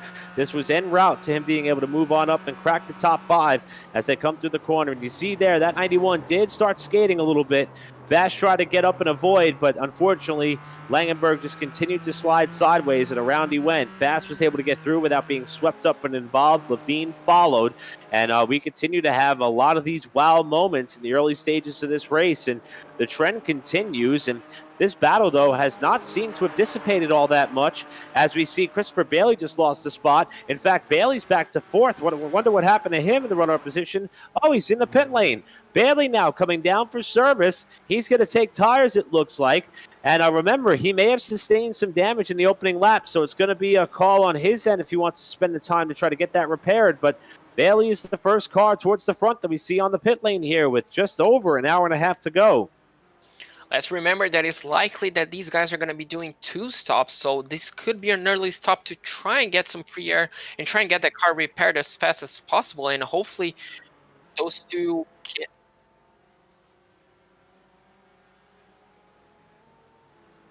So as we heard from Andrew, we do have a bit of a change up on this event, so we're not sure what happened to Christopher. We could see some different, because as we have a different rule here tonight, we do have a 75% fuel limit on these cars. So we've heard, oh, it looks like we do have a BMW spinning. So these fuels should last for over an hour on these cars. So this is definitely not something that should be happening, especially with our second place finisher, our second place starter of Christopher Bailey. So this is definitely odds to be seeing someone pitting this early on the race.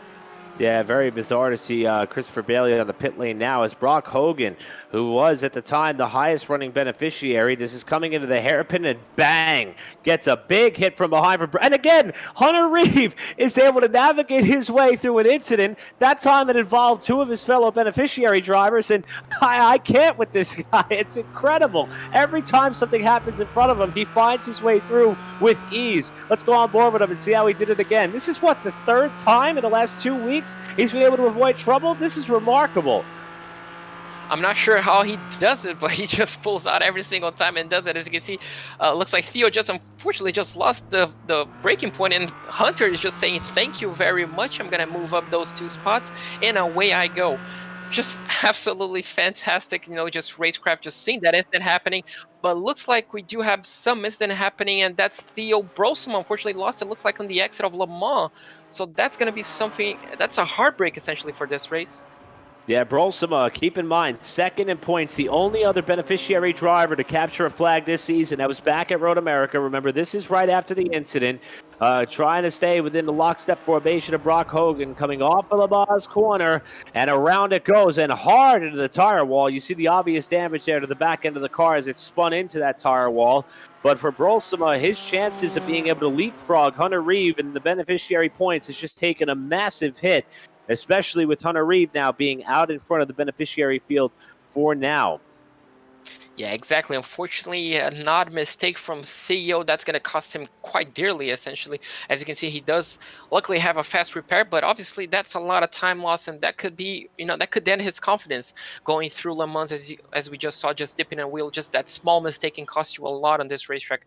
So that's definitely something to keep an eye out for, as we do again have Jason Leach as well on pit stops. So that's quite interesting to see some of these drivers on the pit stops. We currently are looking at our leader, Chris Walsh, and right now it's going through turn 15. Looks like he has this race essentially on the back, over 10-second lead over Dustin Burkhalter in second, who again has a nearly 13-second lead over our P3.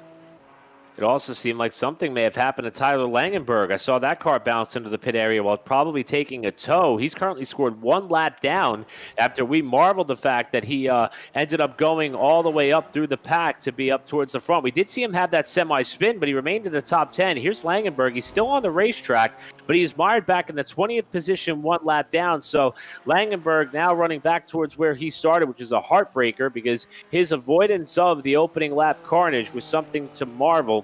And now he's going to have to hit the reset button here as we approach the quarter distance mark in this 2-hour event, with Chris Walsh, the pro driver, out in front doing exactly as he did 1 week ago at Mid-Ohio, currently walking away from the field. Dustin Burkhalter runs in 2nd spot. Remember, he was 2nd in points, while Brandon Egerchek appears to is not going to come down and finish this race since the lap 1 crash. He's 23rd, and have not seen that car out there, so the points for the pros may take a pretty mighty swing.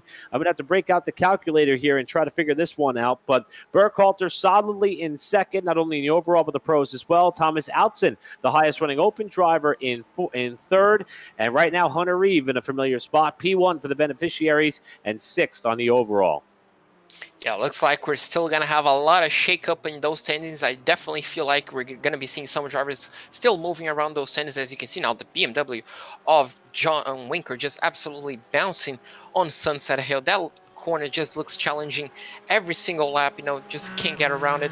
As we cut back, looks like to our leader, that's Charlie Bass, 94, still trying to chase down David Levine.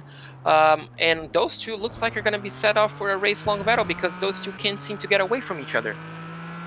Yeah, it's been interesting to watch these drivers kind of get locked together and trade spots a couple of times here. And how about David Levine? He's having a great run here tonight in the 4th spot. A pro driver. He's currently 3rd of the pros so far. 1 spot shy of the podium in the overall, but he's been running very well. Remember, this is despite the fact that he spun at one point in this race. Not really by virtue of pit strategy. Hasn't cycled his way to the front. He's straight up driven his way into this 4th position. And he's holding off drivers who have a couple of wins already this season, one of which being that of Charlie Bass. So keep that in mind here as this race unfolds, because David Levine is taking a liking to this track, and it's showing in a big way as he continues to hold off Charlie Bass for the time being. Levine is just having a spectacular run here, and I bet he may not be done climbing up the pylon just yet.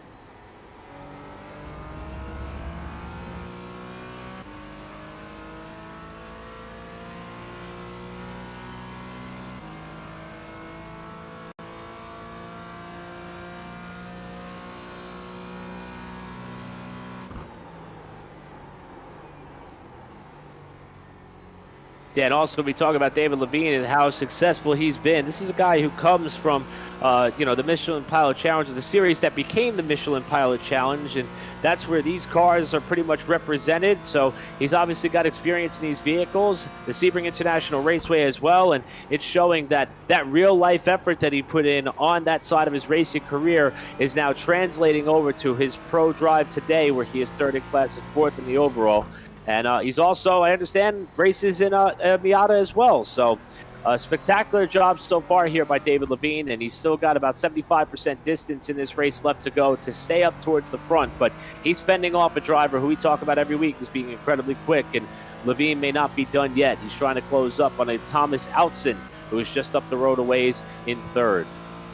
Yeah, looks like David Levine came out of that bubble that we saw, that we talked about earlier before, just making small mistakes here and there, but looks like he got it under control. Just as I mentioned that he unfortunately misses the apex on the hairpin, and Charlie Bass can get a little bit closer, but, just showing that pro class, just making a mistake and quickly bouncing back from it, just putting again those faster lap times, and those two looks like they're not going to be going away anytime soon, because as soon as Charlie Bass can get himself back in the game, he's all the way back in David Levine's rear bumper, and it looks like he's just going to be applying pressure all over again.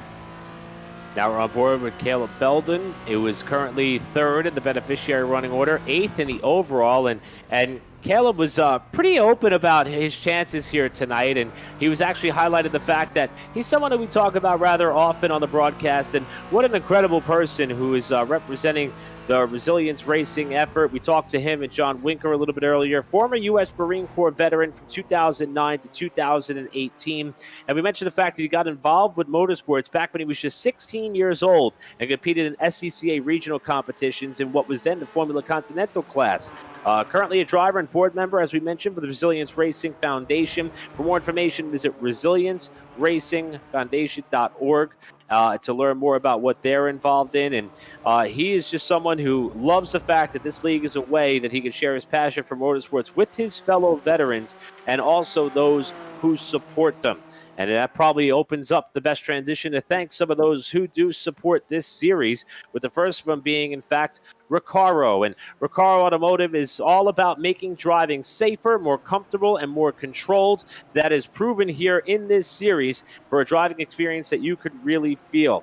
Recaro Automotive puts people first every time, and they are a proud partner of Operation eMotorsports and the Operation eMotorsports League that we are presenting to you here on Pit Stop TV. We also want to shout out Mobil 1 for their long time and standing involvement in Operation Motorsports and this Operation eMotorsports series. So thank you to both Recaro and Mobil 1 for all that they do to help us present this 8-race slate of Winter League racing action here for this series. It has been a remarkable and incredible ride, and we are not done yet, as we have just eclipsed the quarter distance mark in this 2-hour season finale, with a lot of storylines developing across all three of our classes as the racing continues here for this fourth spot, with Charlie Bass trying to close up on David Levine, and they are catching Thomas Outson at a blistering pace. That margin was about 7 to 8 seconds 2 laps ago. They've cut it down now to what looks to be less than 6 seconds. So Outson is starting to fall back into the clutches of Levine and Bass, and we're about to have a race for that final spot on the podium here shortly.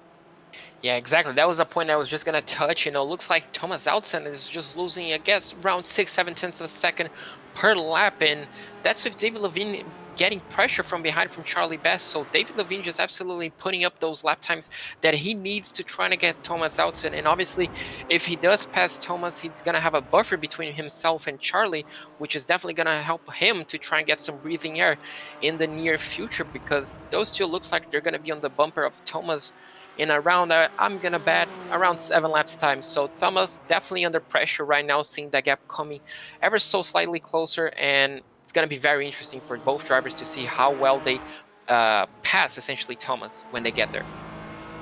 Yeah, now we're going to drop back here and ride on board with Trevor Hill, who was trying to get around what looks to be Justin Jarrett for a position up in the top 10. Remember, Trevor Hill was involved in that Turn 1, Lap 1 incident that happened after bouncing off the side of Christopher Bailey. As Jarrett overdrives the exit of the Lamaze corner, Trevor Hill is going to pounce. Jarrett's going to give way there on driver's left, and there goes Trevor Hill back up into the 9th spot, kicking Jarrett back to 10th. But keep in mind, Jarrett's still running about 4th in class, and this top 10 effort is very good for Justin Jarrett, who's running up here, overcooks the corner as we got a car in the pit lane here. We're going to flash up and see that's Charlie Bass, who was threatening for that 3rd spot. He is on the pit lane here getting service, and he may not be alone. This may be a popular time for some of these cars to come down the pit lane, and we'll see how this all unfolds with Bass being in for service. And here comes Jarrett and Hill flashing by to continue their battle on the main straightaway for what is now a fight for 8th. Yeah, looks like some of these drivers are going to be jumping up a few positions. The standings are going to get a bit confusing with the pit stop cycle, because it looks like Charlie just came in for a scheduled pit stop, I'd say, because he didn't have any damage on his car. But looks like Justin Jarrett, unfortunately, making a few mistakes here right behind Trevor Hill, and unfortunately doesn't seem to be having the pace to catch up and keep up with him at the moment. But he's still on a very, very nice position in P10, as we do have another battle up on the racetrack. It looks like we do have Callum Belden trying to catch Brock Hogan ahead of him, and those two seems again to be catch up with a class inside battle. Yeah, for Callum Belden, this is a spectacular run. And keep in mind, these drivers are not only running towards the front of the beneficiary, we're talking about the fact that they are in the top 10 of the overall, and they're creeping their way up towards the top 5, which means they are in turn creeping their way up towards a potential podium spot. It's one thing to be best in class, it's another to be in the same league as some of these pro drivers who have put off ridiculous results throughout the season. These beneficiaries have done that as well, and right now they are having an incredible night as they make up. In fact, beneficiaries populate more positions in the top 10 right now than any other class. They've got half of it, as you got Hunter Reeve in 5th, Brock Hogan, who is right now under fire from Belden. They're 6th and 7th. Then you got Justin Jarrett 9th and John Winker rounding out your top 10 right now. Still a long way to go, but these drivers are putting on an incredible show, and it seems like it's just that level of precision, trying to make sure they hit their marks each and every lap, try to stay out of trouble if and when possible, and that's what's paying big dividends for our beneficiary class here tonight.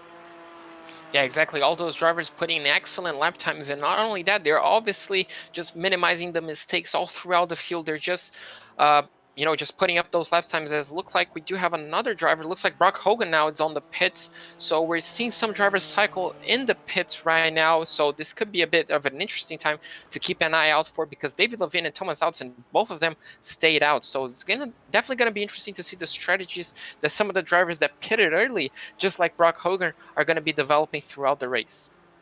Yeah, if we're going to be keeping our eye on that, and I'm trying to think if we go back to the highest running driver that pitted already, and I think it might be that of Charlie Bass, who runs 11th.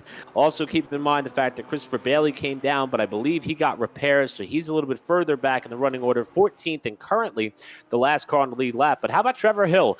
Open driver, now is second in the open rankings as they run. Hill, who's had an up and down day. You see, he started 5th, that was his high, but going down to turn number 1, if you're just joining us, we kicked this race off in spectacular fashion. Hill and Christopher Bailey made contact for what would be the lead in the open rankings. Turn 1, lap 1. That sent Bailey up on 2 wheels momentarily. Hill was able to continue on, but the rest of the field piled in behind as they started spinning and wrecking, and that's what, right off the bat, topped over what was the initial running order when we came to green. It jumbled up the field, and ever since, it's been hard to imagine that we are only about 40 minutes into this 2-hour event, and that things have shuffled in such a capacity that they have. As we continue on with pit stops, Jay Gleason in for service here with 1 hour, 22 minutes left to go, and these are going to be storylines that we follow as we now move up on Theo Brosima, who's been involved in one incident earlier. He's trying to make his way back up towards the front of the pack, and Brosima is on a bit of an outlap here, we hear, after coming in for his stop. He's currently scored in 17th spot, and we're a long ways from getting a true feel on how this field is going to set once the pit strategy is all said and done, as we are 20 minutes shy of halfway. Yes, exactly. It's kind of difficult to see, to kind of actually imagine what's happening, but looks like we do have a few BMWs that came into the pit, so we could be seeing a bit of a higher consumption on the BMWs. Definitely difficult to tell this early on, but you know, these drivers are definitely going to be putting up an interesting strategy game for later on in the race, because as we heard, we do have 75% fuel limit on these cars, and that fuel can last over an hour. So those drivers that pitted right now are definitely going to have to be pitting again before the end of the race. Yeah, unique strategies that are starting to play out all throughout this pack, but so far nobody has had anything for that of Chris Walsh, who is out to a huge advantage over the rest of the pack. And here's a look at Walsh, who is someone who has done a lot for us here on the platform. But if we look back to last week at Mid-Ohio, we had a chance to talk to Chris Walsh in Victory Lane. You know, you love when he's able to strap into the car and compete. You also love when you have a chance to hear from him when he's on the call of some of these races. But I will tell you, after the whooping he put on the field 1 week ago, I'm pretty sure that the rest of the field may have breathed out, albeit a silent sigh, knowing that he was so dominant and so superior, and he has thus far backed up that performance here with a lead up to about 24 plus seconds. It is insane how far up the running order that Walsh is, and we are not even at halfway in this event just yet. Yeah, exactly. Chris just doing absolutely everything that he needs to do and more, I guess, because it's just lap time after lap time after lap time. You know, he's just putting up such fast lap times in such a consistency. It's just unbelievable, you know, seeing someone do this. I guess we kind of need a BOP just for Chris to be able to make this any easier on some of those drivers, because this is just unbelievable. You know, he's just showing, I guess, just how you can extract the most out of this car each and every single lap, you know, just running over those curbs in such a smooth way. The car just looks so controlled. Each and every single corner is just, I guess, a sight to see. You know, it's just so beautiful to see someone driving that car just so planted on the racetrack.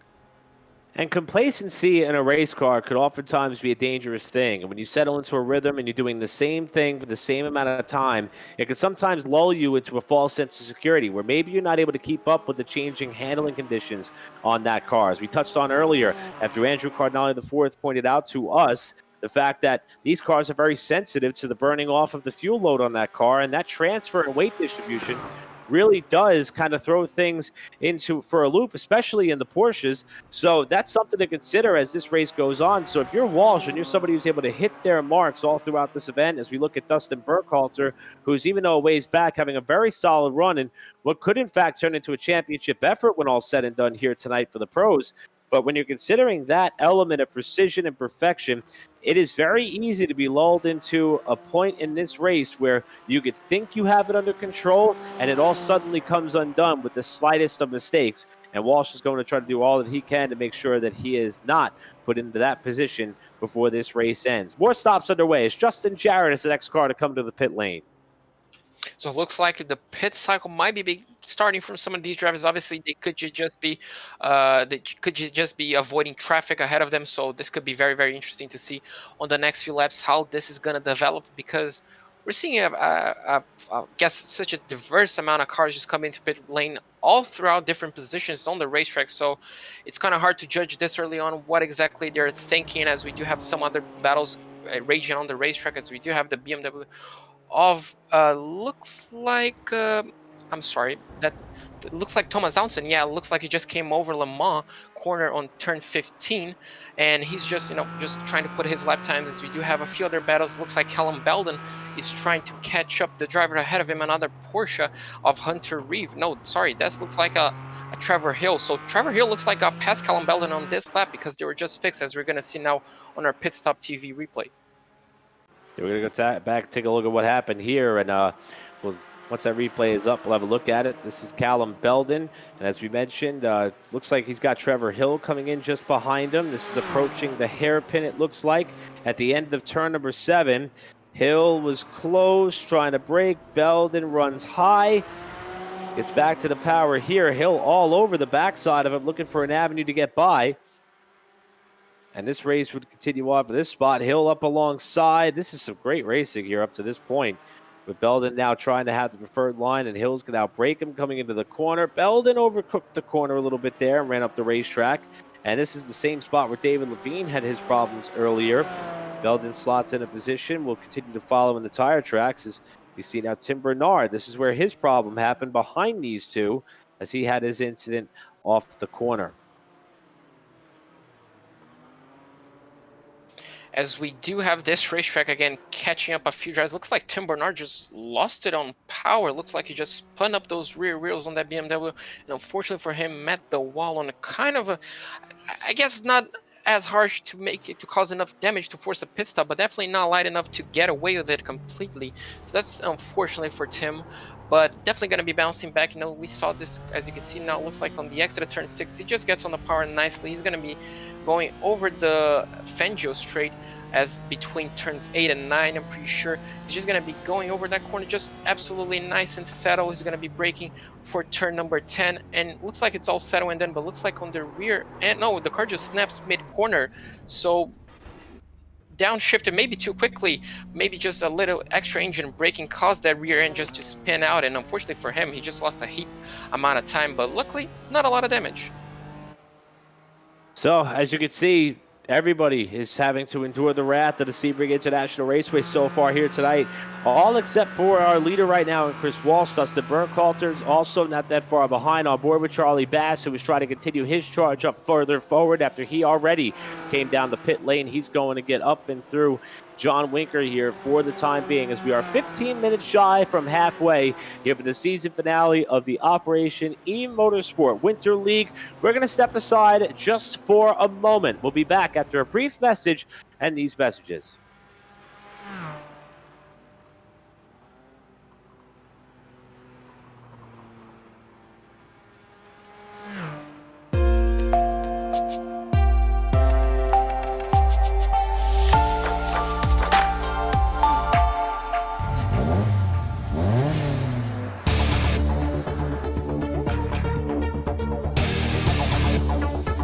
Operation Motorstarts helped me get me away from home, I guess you can say. I'm at home doing nothing because of my medical stuff. Besides the basic brake changing, oil changing, tire rotation. I've actually learned how to assemble and disassemble some engine parts, change some axles, do some alignments and stuff. So give it a try. You never know. This was nothing that I expected. I did not expect to be fully suited, jumping over a wall while cars are going 100 and something miles an hour. It's more than working on cars. For one, you're building friendships, you're meeting new people. And if working on cars is not your thing, Operation Motorsports has other things that you can do. Something, it's not just, I'm going to go out there and turn a wrench on a wheel.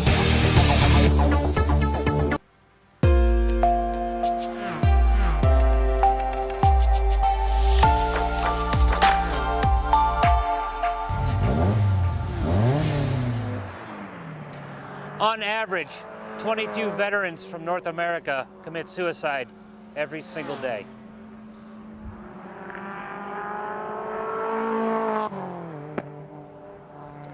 That's one veteran for every second of this video.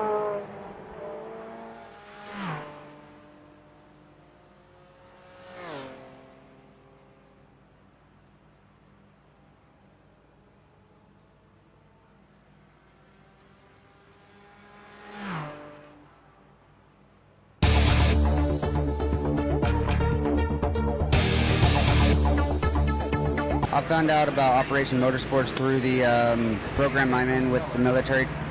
They're helping me transition into the civilian life, and this was a great way for me to take my passion and see what it's like on the high-performance side.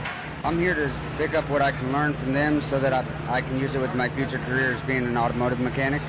This is a great experience whether you're just a at-home kind of person working on your car, changing oils or stuff like that, or wanting to go into the high-performance side.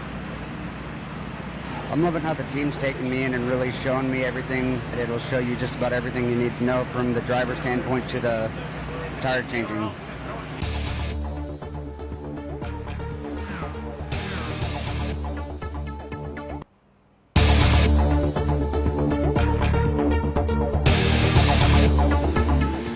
working on the Porsche GT3 with Park Racing and Bolt Racing.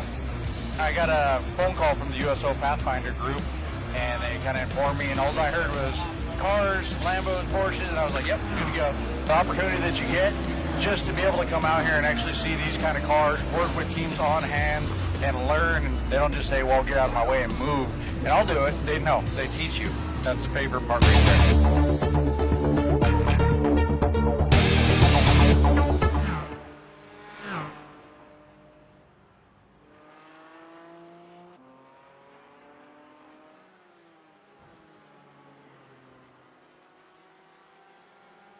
About 11 minutes shy of the halfway mark of the season finale for Operation eMotorsport, presented by Recaro here on Pit Stop TV. And we're looking at Chris Walsh because he is fresh off the pit lane after he has come down for his intended service. You now see that he has scored back in the 5th spot, and he was the highest up of the drivers that we've seen come down for service thus far. And we'll see if he's going to be able to stay out on the racetrack to the end. We think this is a little bit early as far as when the pit window should be open.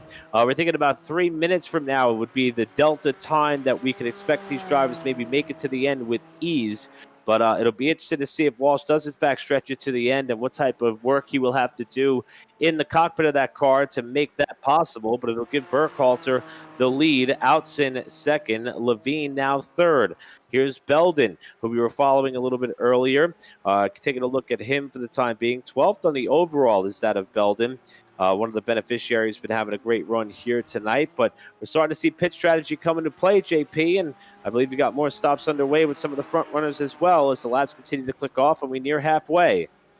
Yeah, exactly. It looks like David Levine and Thomas Outson both find themselves on pit lane, so that's kind of interesting. But obviously, Dustin Burkhalter, if you see on our timing board, alleged to stay out, so he's going to be leading a few laps. He's going to get a few of those numbers up on his board, but really interesting to see the mileage on that Porsche, as we do still have both cars. Looks like they're both taking tires, because remember, we do have a longer race, so it might be interesting for some of these drivers to take the tires, take the extra amount of time stopped on a pit lane to try and get the fresh rubber, to try and get the car just, I guess, obey more of your commands on the racetrack. So that's definitely going to be something interesting to see.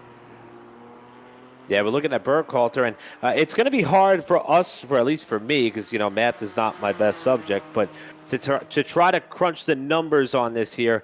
Coming into the night, though, Brandon Egerchek, who was involved in that Turn 1, Lap 1 incident, was the point leader by 23 markers. Burkhalter has been pretty much second spot all night long. He's now being shown the leader. That's considering the fact that he has yet to stop. John Winker, who was in the top 10 at the time of his pit stop, now comes in for service.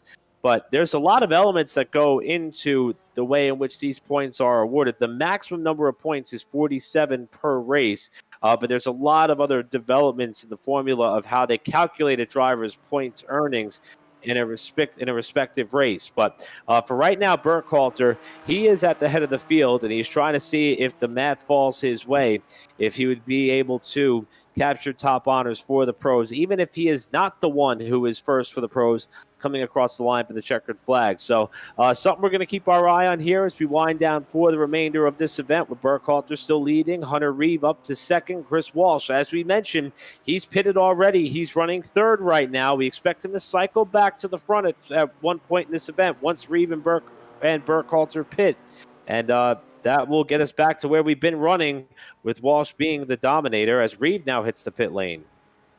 Yeah, looks like a lot of these guys right now are starting to get into that pit cycle that we mentioned. Probably could be forcing the car to go all the way to the end on this last tank of fuel. This could be very interesting to see some of these drivers that are stopping late. Obviously, Hunter Reeve and Dustin Burkhalter, who's still out on the racetrack. So these two drivers, we're definitely going to have to keep an eye out for, because if Chris has to stop again, he's definitely going to be having to pull out another 25 to 28 seconds on race to try and compensate, to try and knock off that lap time that he will eventually lose on pit lane.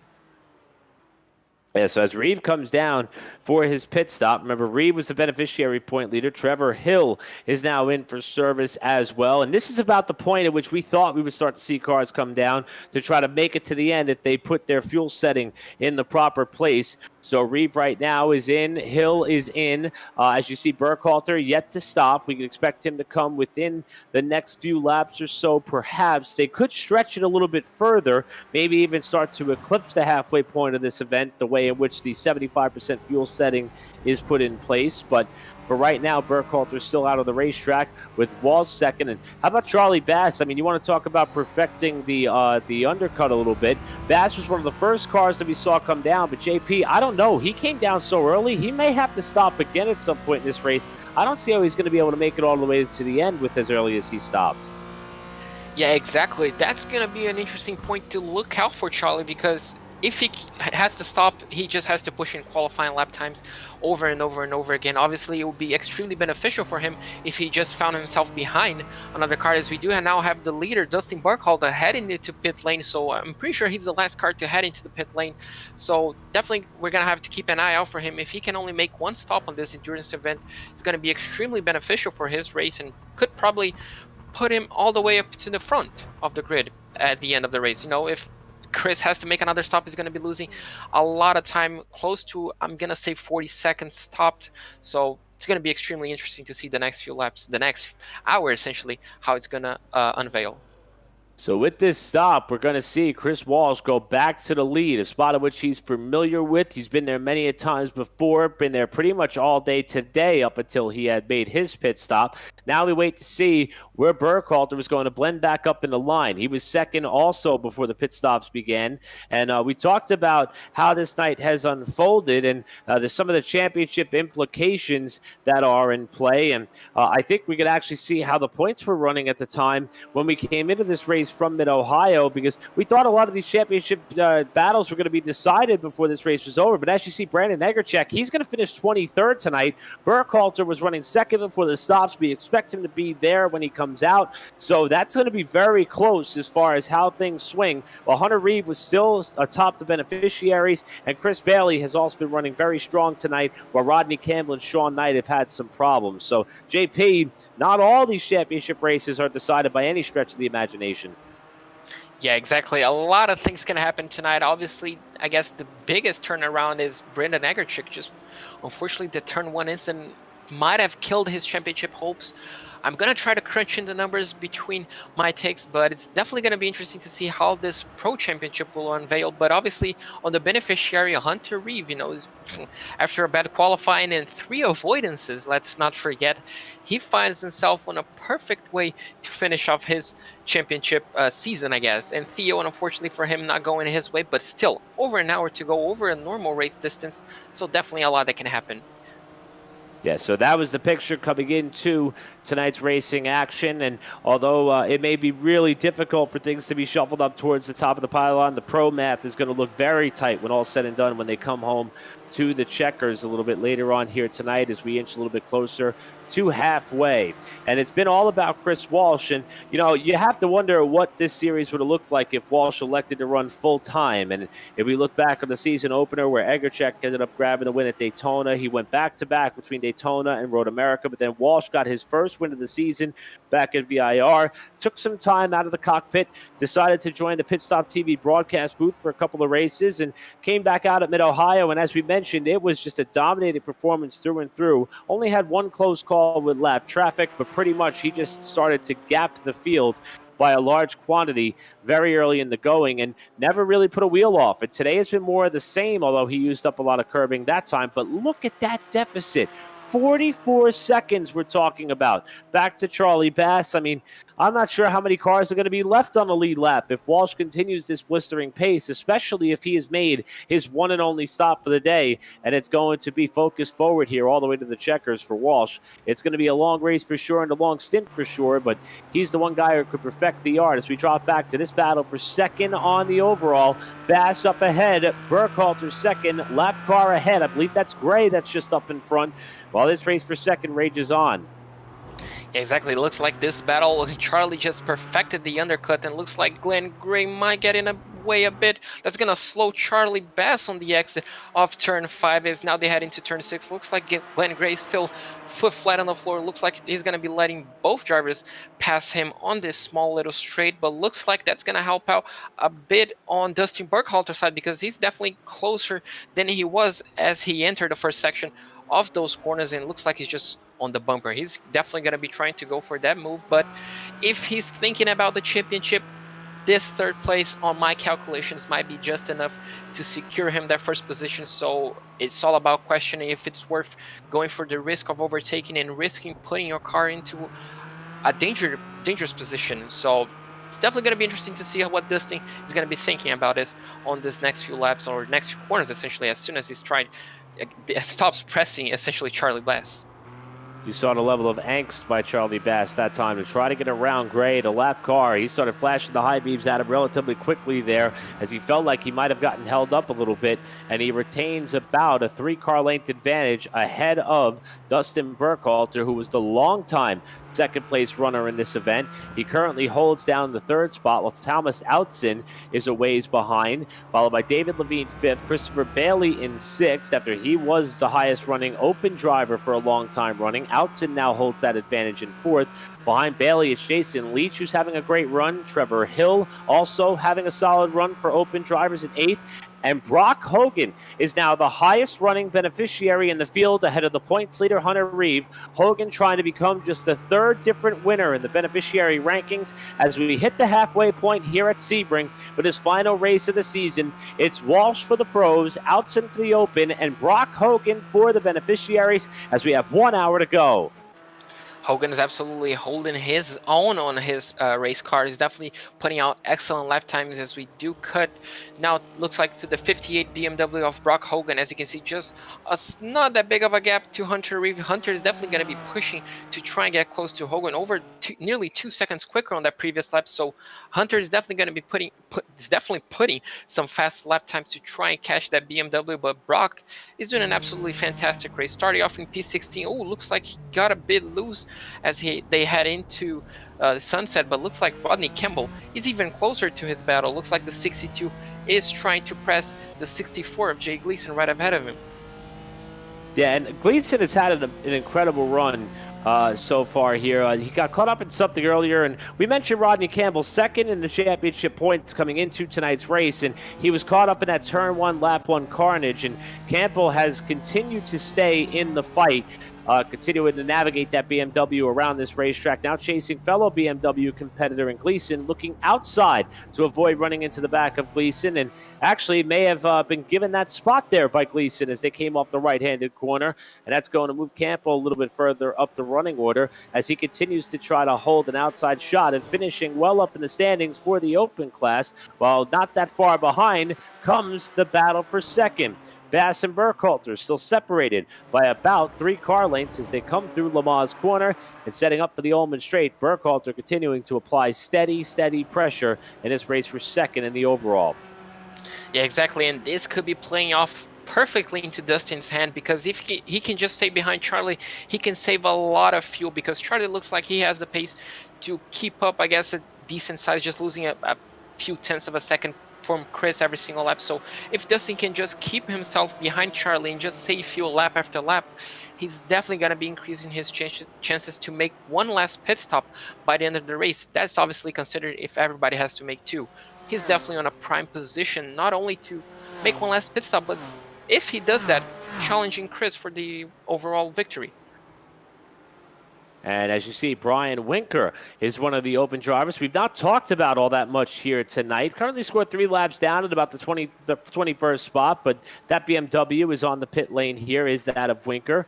And he's currently in for service. And judging by the pit window, this may be a scheduled stop for him, hopefully to try to make it for the rest of the way. Winker, though, it's still a long way to go, and attrition perhaps still going to play a bit of a role in how the results fare. Could have climbed his way further up the running order before all is said and done, as we drop back down to Burkhalter, who's losing a bit of touch here to the driver up ahead in Charlie Bass for that battle for second. Thomas Outson is a ways back. That is a left car that is behind Burkhalter as they come through the hairpin. And it's Outson and Levine a little bit further down the order. Levine is actually starting to catch Outson, it seems, for that 4th spot. Yeah, it looks like Levine, obviously, he was running close to Charlie Bass at one point in this racetrack, running ahead of Charlie, essentially. But unfortunately, it looks like he just caught up in probably a bad pit cycle. Unfortunately, got held up in traffic, but he's definitely be putting up some laps and catching Thomas on a rapid pace. So we could be seeing a battle forming up on the next few laps, as you do have on your screen right now. Both drivers, this is Thomas Outson, as he heads, looks like through turns, I'm going to say turn 10. That's turn 13. So he's coming up on the end of the lap, definitely trying to hold his zone against David, but David's on a charge. It's going to be hard to keep him behind as soon as he gets close. Yeah, we touched on it earlier. David, who has a lot of experience, not just in a sim, but in a real-life setting as well, and cars that pretty much emulate what this series is all about. As you see, Gray having a problem there. Glenn Gray, one of the open competitors that looked like it was Lamar's corner, and a bad night continues. We saw Glenn Gray go around earlier tonight and make light contact with the Armco barrier. This time, he dips the right side wheels, or I should say the left side wheels off of the grass. Caught some damage there by hopping over the curb on the front end, it looked like, after hitting those curbs at Lamar Corner. And that's one of the sectors of the racetrack where, even though it's paved a bit, it could still cause a significant problem if you were to have a misstep. And that's exactly what happened to Glenn Gray here after dipping the driver's side wheels or the left side wheels off into the grass enough to pitch that car sideways. Yeah, exactly. Just shows how sensitive some of these cars are with the damage model. As you can see, just dipping a wheel under braking, that's just unfortunate for him. You know, just a small fraction of the rubber just put up against the grass, that's enough to make these cars spin. And as you mentioned, even though it's a relatively flat and paved surface, it can still cause some damage, as the battle for second looks like it still rages on. Now it looks like it's closer than ever as they both head into turn 7, the hairpin, and it looks like Dustin might be just fuel saving, might just be biding his time, because Charlie pitted it so early. He's definitely going to be looking to pit, I guess, within the next 20 minutes. So, you know, Dustin might just have to bide his time right now. Yeah, no sense in trying to force the issue if you're Burkhalter, although, you know, I'm not necessarily sure how privy these drivers are to eat one another's fuel strategy throughout the event. Obviously, if they have somebody on the radio with them, they can kind of keep them in tune as to where their competition decided to pit, and I don't see any way in which Bass is going to be able to make it to the end. So, and honestly, with such a large gap to try to catch up to Chris Walsh, it doesn't make sense to try to rush this move and perhaps put him and Bass in a precarious position, especially considering the fact that Outson has not closed up on these two just yet. Now, we were talking about David Levine. It looks like he lost the spot to Chris Bailey, who is on a bit of a charge. Here you see these two. And Levine is someone who's had a lot of pace here tonight, but Bailey, we saw him also pit very early, so we can expect to see Bailey back on the pit lane. But I think the key storyline to follow with Bailey is after that turn 1, lap 1 contact, he may have spent a little bit of extra time in the pit area to get some service, and that may allow him an opportunity to have a much better handling car throughout the midway sector of this race. Now, we mentioned Bailey getting by David Levine. Let's see how he did it here. Looks like that's through the first part of the racetrack. That's through turns 3, 4, and 5, as now they head into turn 6, the mini straight. Are we gonna see a dive bomb from Christopher Bailey? He looks like he's a bit further back. Looks like David Levine doesn't put up any charge, and no, looks like maybe David Levine just missed the apex. Yeah, just got a bit too wide, cut back in.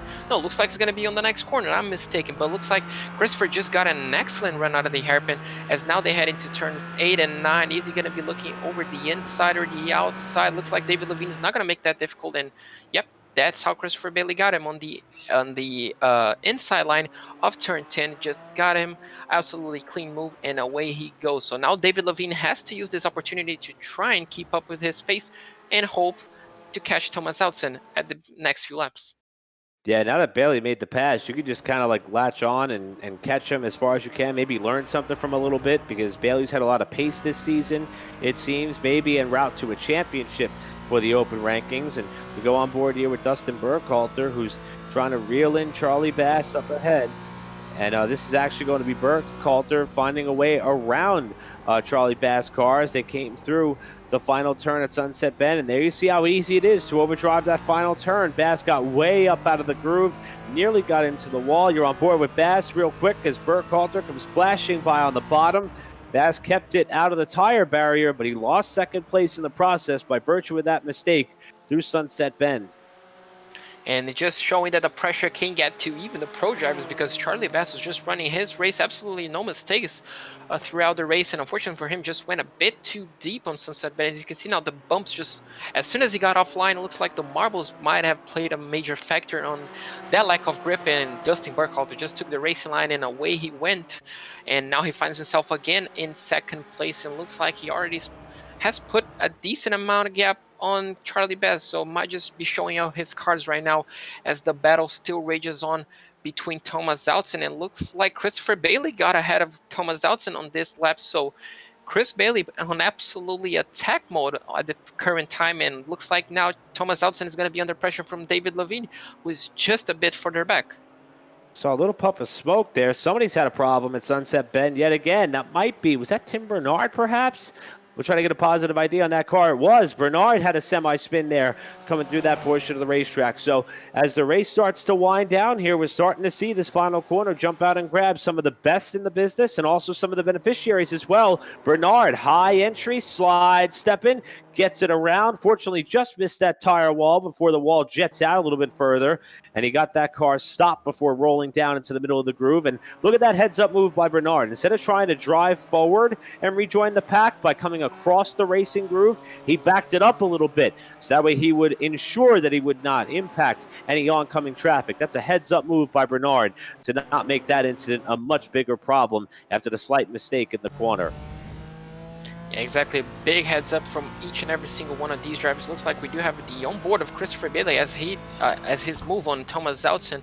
Looks like that's on the same corner, turn 10. He just gets close. He's going to be on turn 13. Looks like he's going to be getting a good exit out of these corners, just using a lot of that curb on the inside. That's definitely interesting as they head into 12 and 13. No, looks like it's not going to be here, but looks like he's just going to be lining himself up on that small straight between turns 13 and 14. And well, looks like he's going to be doing it on Le Mans by the current looks of things. He just gets a great run, a great toe on slipstream. No, it looks like Thomas Outson just thinks better of it and just releases Christopher Bailey on his charge. So is that a smart move? I'd say it is, just not fighting as hard, trying to conserve your car, because he's running on an excellent P5 spot at the moment in time. So he definitely has a lot. Looks like David Levine made another mistake here, so he's going to be losing a lot of time. That's going to give Thomas Outson some breathing room on the next few laps. Oh, and problems here for David Levine, as we saw, who just had that incident. We'll go back and see how it happened, but Levine, as we mentioned, been pretty much running up towards the front of the field all day long. He did spin at one point in this race. As you can see, nobody behind. That car starts to bounce a little bit. We talked about the changing conditions, especially in the Porsches, when the fuel load starts to burn off. He was a hop, skip, and a jump there. Now setting up here for this part of the racetrack at Le Mans Corner. It comes down under the binders here. Oh, that car's already spinning. Right on corner entry at the first sector of Le Mans corner. Right at turn 15. The back end stepped around, almost drove out in front of traffic, patiently waited for a hole, and then got on the gas quick. May have lost 2 spots in the process, but that's the second time tonight that David Levine has gone backwards, and this one is going to cost him an opportunity to continue to fight for a top 5 position, at least for now. Yeah, exactly. And not mistake again from David, as now Charlie Baz just proving our point, coming again down into pit road. So he's definitely going to be fueling up the car now. Is he going to be taking tires? I'd say more than likely he definitely has to be. Yeah, he's on the jack, so he's definitely taking tires. He's definitely going to be on attack mode for this final 48 minutes of this racetrack. So it's going to be interesting to see. You know, Charlie has proven that he had pace even with worn tires. So right now with new tires, he's definitely going to be a force to be reckoned with for the rest of the grid. As long as he can just put in those lap times, he definitely can find himself on a promising position by the end of the race. Yeah, and of course, with the just as things work in this TV deal, as soon as I say David Levine can't contest for a top 5 spot for now, we see Charlie Bass pit. That puts David Levine back up in a top 5 position. So I certainly know what I'm talking about. But how about Chris Walsh in this performance he's putting on? That he's going to go around Callum Belden here to put him a lap down at the exit of turn number 1. That lead now up to 52 seconds. And I believe Walsh and Burkhalter can make it to the end. I do not think the same for the current open leader in Christopher Bailey. He came down very early. I would almost expect him to be on the pit lane kind of shortly, perhaps, judging by the way they fueled that car up. And he's coming down the Ullman straight, but he too was on the pit lane very early. We thought it was perhaps to repair some damage he may have sustained in the opening lap. But I think Thomas Alton may be sitting in a bit of a catbird seat here. But even his pit strategy was a little bit later than what we thought would be the time to make it to the finish. So we'll see when Bailey has to come down for service. Right now, it's going to be right now. So Bailey, third on the overall, leader in the open, coming to pit lane here with 47 minutes to go. So this is definitely going to be interesting to see the lap times that they obviously are going to be putting now, because I'm sure Christopher Bailey is going to be putting new tires again, and we saw how fast he was on the previous stint. As we do have John Winker as well on pit lane. Looks like he just got his service done. As you can see just how bumpy it is on pit lane. That BMW just bouncing around as he heads back into the racetrack. So it's definitely going to be interesting to see how Christopher Bailey is going to be attacking not only the track but some of the drivers on this final 46 minutes now of the race. Definitely going to be interesting.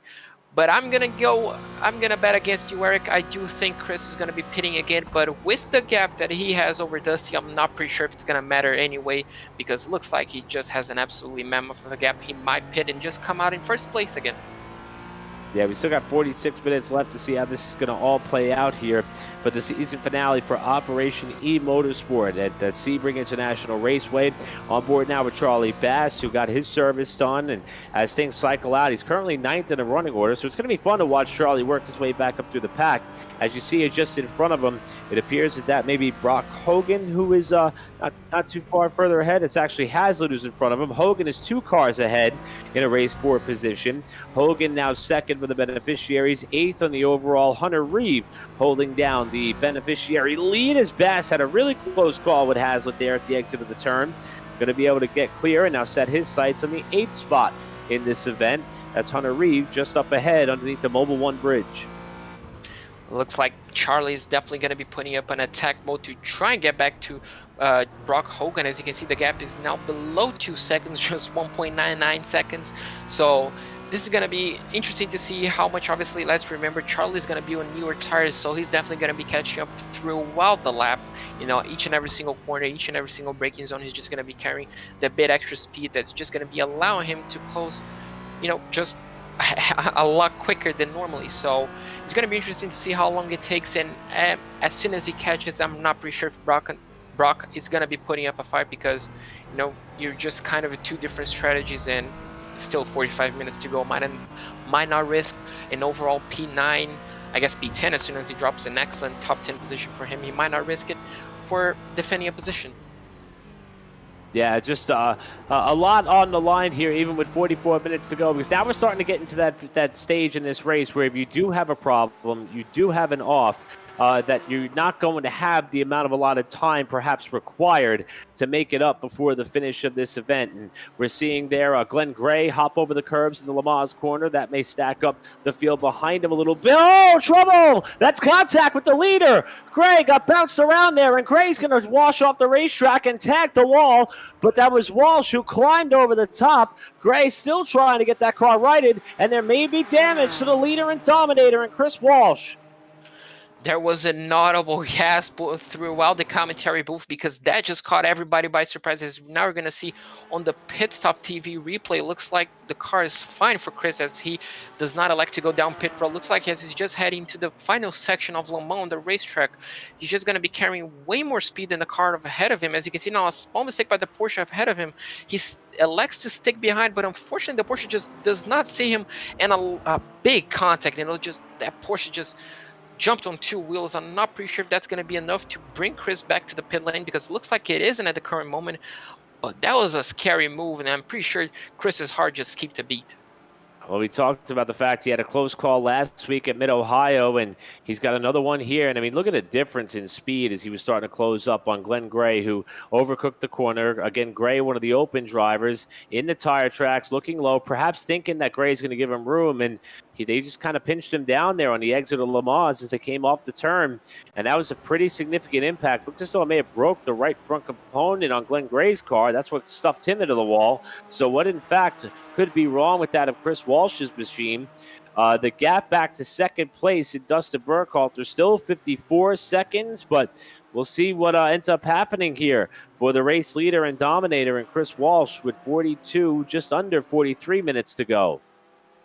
Yeah, exactly. It's going to be interesting to see. It looks, his car, at least on my end, and it looks like on the broadcast as well, looks like it's completely fine. As you can see, doesn't look like it's dented anyway, so he might just got away with it, definitely lucky, especially considering how big the hit was. Obviously just putting those two left side tires on the air like that, definitely could have scared him and definitely could have gone a lot of different ways, but luckily for him, looks like it went the best way possible. And just like Mid-Ohio, I guess, the race is not 100% clean, even though he has an absolutely gigantic of a gap. A small mistake like that can end it pretty much instantly. Yeah, so see, nobody is safe here when it comes to the competition here at the Sebring International Raceway. And with 42 minutes to go, let's offer up another shout out for some of the partners here at Operation eMotorsport in this league. And this series, of course, presented by our friends at Recaro. And they've been around for quite some time with their partnership with Operation Motorsport and, of course, this Operation eMotorsport series. And one of the big things about Recaro, we had a chance to interview somebody from Recaro a couple of weeks back, and he really got into the fact of how involved they are with this series because, and as their slogan says, when it comes to either on the track or even in iRacing, Recaro Automotive is all about making driving safer, more comfortable, and more controlled, so when you have a driving experience that you can really feel. Recaro Automotive puts people first every time, and an ergonomic sitting position means a comfortable position. So with the perfect seat contours and innovative features that support your body, Recaro Automotive makes driving fun, be it on the road or the racetrack. Recaro Automotive Performance seats are more than just a set of components. They exude innovation, quality, premium materials, craftsmanship, and a genuine passion for cars. Recaro Automotive is proud to support Operation Motorsports in iRacing, and they do an incredible job for so many people, our beneficiaries included. We also want to take this time to thank Mobil 1, because since day one, Mobil 1 Advanced Synthetic Motor Oils have been part of every Corvette racing win, and that tradition continues with the new mid-engine Corvette C8R. Today, Mobil 1 Racing and OW50 protects the next generation of American sports cars on the track, while Mobil 1 Advanced Synthetic is still found under the hood of every Corvette off the track. No matter where the hood of your Corvette is located, it's always been Mobil 1 from day one. Mobil 1 is the world-leading synthetic motor oil brand, and the Corvette Racing C8R is now available in iRacing for anyone who's looking to experience that exhilarating mid-engine performance of the C8R in the virtual world. And again, thanks to Mobile One and Recaro for their year-long support of Operation eMotorsport and this sim racing league. With 40 minutes to go, as you see, Walsh is still extending the lead at the head of the pack, and here's David Levine on the pit lane. A couple of the cars that we did not think would make it to the end. We're starting to see drivers who are being forced to pit more than once in this event, and David Levine is one of them as he is exiting the pits here after his service. Still scored in 6th spot, with Charlie Bass trying to close up and overtake him on the exit of the pit lane. Levine will now burn up the rubber to enter turn number 1 and hold the 6th position for now. Yeah, exactly. It looks like each and every single one of these drivers, they're making the pit stops. They're definitely going to be making to the end right now. So it's definitely going to be interesting. But now David Levine finds himself ahead of Charlie Bass. So not something we saw on the previous round of stops. So David Levine looks like he's saving the best for last at this current moment in time. So it's going to be interesting to see. And the battle that we said in the beginning that was not going to go away, it looks like Tyler Langenberg looks like he's finding himself on the racetrack again. Unfortunately for him, he was running so well, but right now he finds himself all the way down in 17th place. But looks like he made a few. Oh, he looks like he just pitted again. So another pro driver who just came out of the pits. Unfortunately for him, looks like he's making small progress. Finds himself in P17 at the moment in time. So small progress, but it's still progress. Am I right, Eric?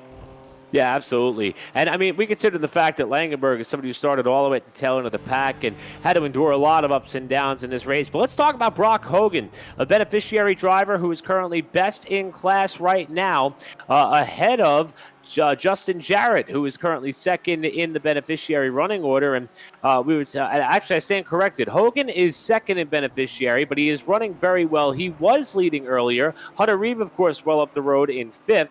Hogan is second for the beneficiaries. Justin Jarrett is third, but they are all up in the top 10, which is a great day for some of these drivers. But Brock Hogan is somebody who we've talked about a lot here tonight, keeping his nose clean in the BMW, running a very smart race, and still up there in contention for what could be his first win in class this season, especially with so much racing still left to go as we're about to enter the final quarter of this event here with Walsh still leading. And also we'll tip our cap to Jason Leach, who was up in the top 10 for quite some time, trying to get back up there as well, as we've got only 9 cars in the lead lap. Leach is currently scored at about the 12th position, trying to catch up on Callum Belden for the 11th spot as they come out of Le Mans corner and down the Ullman Straight once more.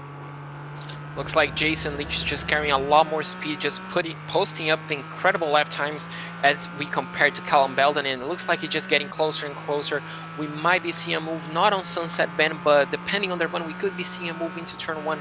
As you can see now, the straight is still keep going as Jason Leach is now, look at how close, look at just how much more speed he's carrying through Sunset, and you can see just getting it a bit more tighter line and allows him to get a better exit than Callum Belden. They're going to be going side by side. It looks like Callum Belden elects to let Jason Leach go and not fight him too hard. So now Jason Leach fighting himself all the way in P11, trying to chase down Justin Jarrett for that P10 spot to try and get back, obviously, to the top 10 position that he found himself earlier in the race. Yeah, so a lot of comers and goers in this event, to say the least, and a lot of very impressive performances for the time being. I think the biggest question we have now is, do the front runners have to stop again by any stretch of the imagination? We've seen a lot of the drivers who came in very early already come in for what should be their second and final trip to pit lane. But still a lot of shuffling to go on. And I think the other question we really need to offer up to the field is, you know, Chris Walsh, after he's had so many close calls with lap traffic, he's now starting to close in on Christopher Bailey to put him a lap down. That is something we haven't talked about all season. Granted, we've only had one extra distance event so far. But Bailey, who is in the sight lines of Charlie Bass to try to get up to 7th, but Walsh is putting on such an incredible run here tonight. He's in danger of lapping these two, who we thought may be contenders for the overall win at one point. Yeah, exactly. It's just so surprising to see this pace. Obviously, Christopher, his race didn't go as planned, you know, but still, you know, it's just impressive to see the consistency that Chris is just presenting. Obviously, Christopher Bailey is putting up a kind of a comeback drive once again, trying to chase down Charlie Bass ahead of him. So might not be over. I'm pretty sure he's going to be fighting not to get lapped, but you know, it might just happen on the next few laps, because with the consistency that Chris is just presenting, it looks like we do have a slow car, and that is Charlie Bass. Looks like he just went slow through Sunset Bend. Oh, looks like he got loose. Are we going to confirm here on the Pit Stop TV replay, that is an upset on the race. Yeah, Charlie Bass was somebody who also had to make a couple of pit stops, was running very well. And again, Sunset Bend is going to bite again. I thought maybe the hairpin would be the trouble spot of the night. It appears, though, it's his final corner. JP alluded on the pre-race about how bumpy the entrance to this corner can be. And you see Bass there just make a big mistake. There goes the back end. Actually, the wall straightened him out a little bit there with a little bit of contact on the right front. That's what pointed him back in the right direction. But nevertheless, Christopher Bailey was able to scoot on by, and that's going to kick Charlie Bass down one spot while Bailey continues to try to stay out in front of the leader, with Chris Walsh closing up on both of them to put him a lap down. In fact, they were on the same straightaway that time through. Yeah, and looks like not only that, but Charlie's going to have to deal with some damage on the front end of that Porsche. Not a lot of damage, but, you know, some damage is definitely going to be slowing him down, so it's going to be interesting to see. Obviously, now the car directly behind him is the leader, Chris Walsh. He just keeps on putting low lap times, incredible lap times, so I just expect him to keep doing more to the same, essentially. Not a single mistake on his part. He's just doing an absolutely fantastic race. Yeah, it looks as though we have one of the beneficiaries on the pit road. I believe that might be Theo Brolsema, who has come down for service for a second time. Indeed, it is. Brolsema, who had a second-place run in the championship, the only other beneficiary not named Hunter Reeve to grab a win this season. We saw him get involved in an incident while racing hard for position up in the top 10 earlier in this race, and he is now getting down for service for what should be the final time as we approach 33 minutes to go. And I got to love the hashtag on the bottom of the screen, because hashtag respect the bumps. That's definitely going to be the mantra that we utilize here for the rest of the night. And also, when we get down to the 12 hours of Sebring here in a couple weeks at this racetrack, I'm sorry, I should say a couple days, it all blends together at some point this coming weekend, where those bumps could be very challenging for everybody on each end of the racetrack, and it's caught out a couple of our top running competitors here already tonight. Yeah, exactly. This track is just proving, you know, that respect the bumps. I'm pretty sure it was actually on the driver's briefing here tonight, because this track is just proving to catch each and every single driver out. I guess except for Chris, you know, not a mistake on his own on that instant. He has been the only driver so far that we haven't seen a replay over on a mistake from his part. So he just keeps on doing his, essentially what he needs to do. And well, he just keeps posting those lap times, and now it looks like we're gonna have a replay. I'm not sure what happened on track. I was just following the pit stops. Looks like Glenn Gray, the car behind the leader, did he just let him by in a dangerous fashion? I'm not pretty sure. That he's approaching turn 1, just dives down. Oh, looks like, oh, I'm not pretty sure what happened, that the car just completely lost steering there. But that was definitely scary for Glenn Gray, just seeing that wall coming ever so closer. But luckily for him, he managed to keep all 4 tires and all bumpers on that car, and back on the racetrack he goes.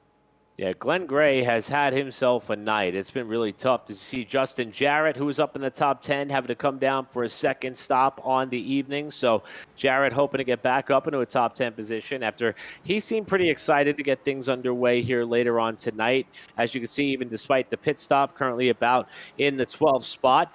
And as we approach the final quarter of this 2-hour event here on Pit Stop TV, let's offer up an opportunity to remind everybody that this event is brought to you by some of our longtime partners.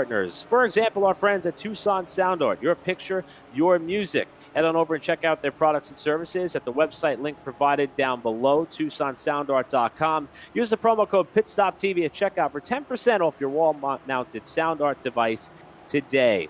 We are also brought to you by our partner at Race Pace. Be sure to pick up the pace with Race Pace, a true community. As you can see, the Discord link is listed down below to be a part of it.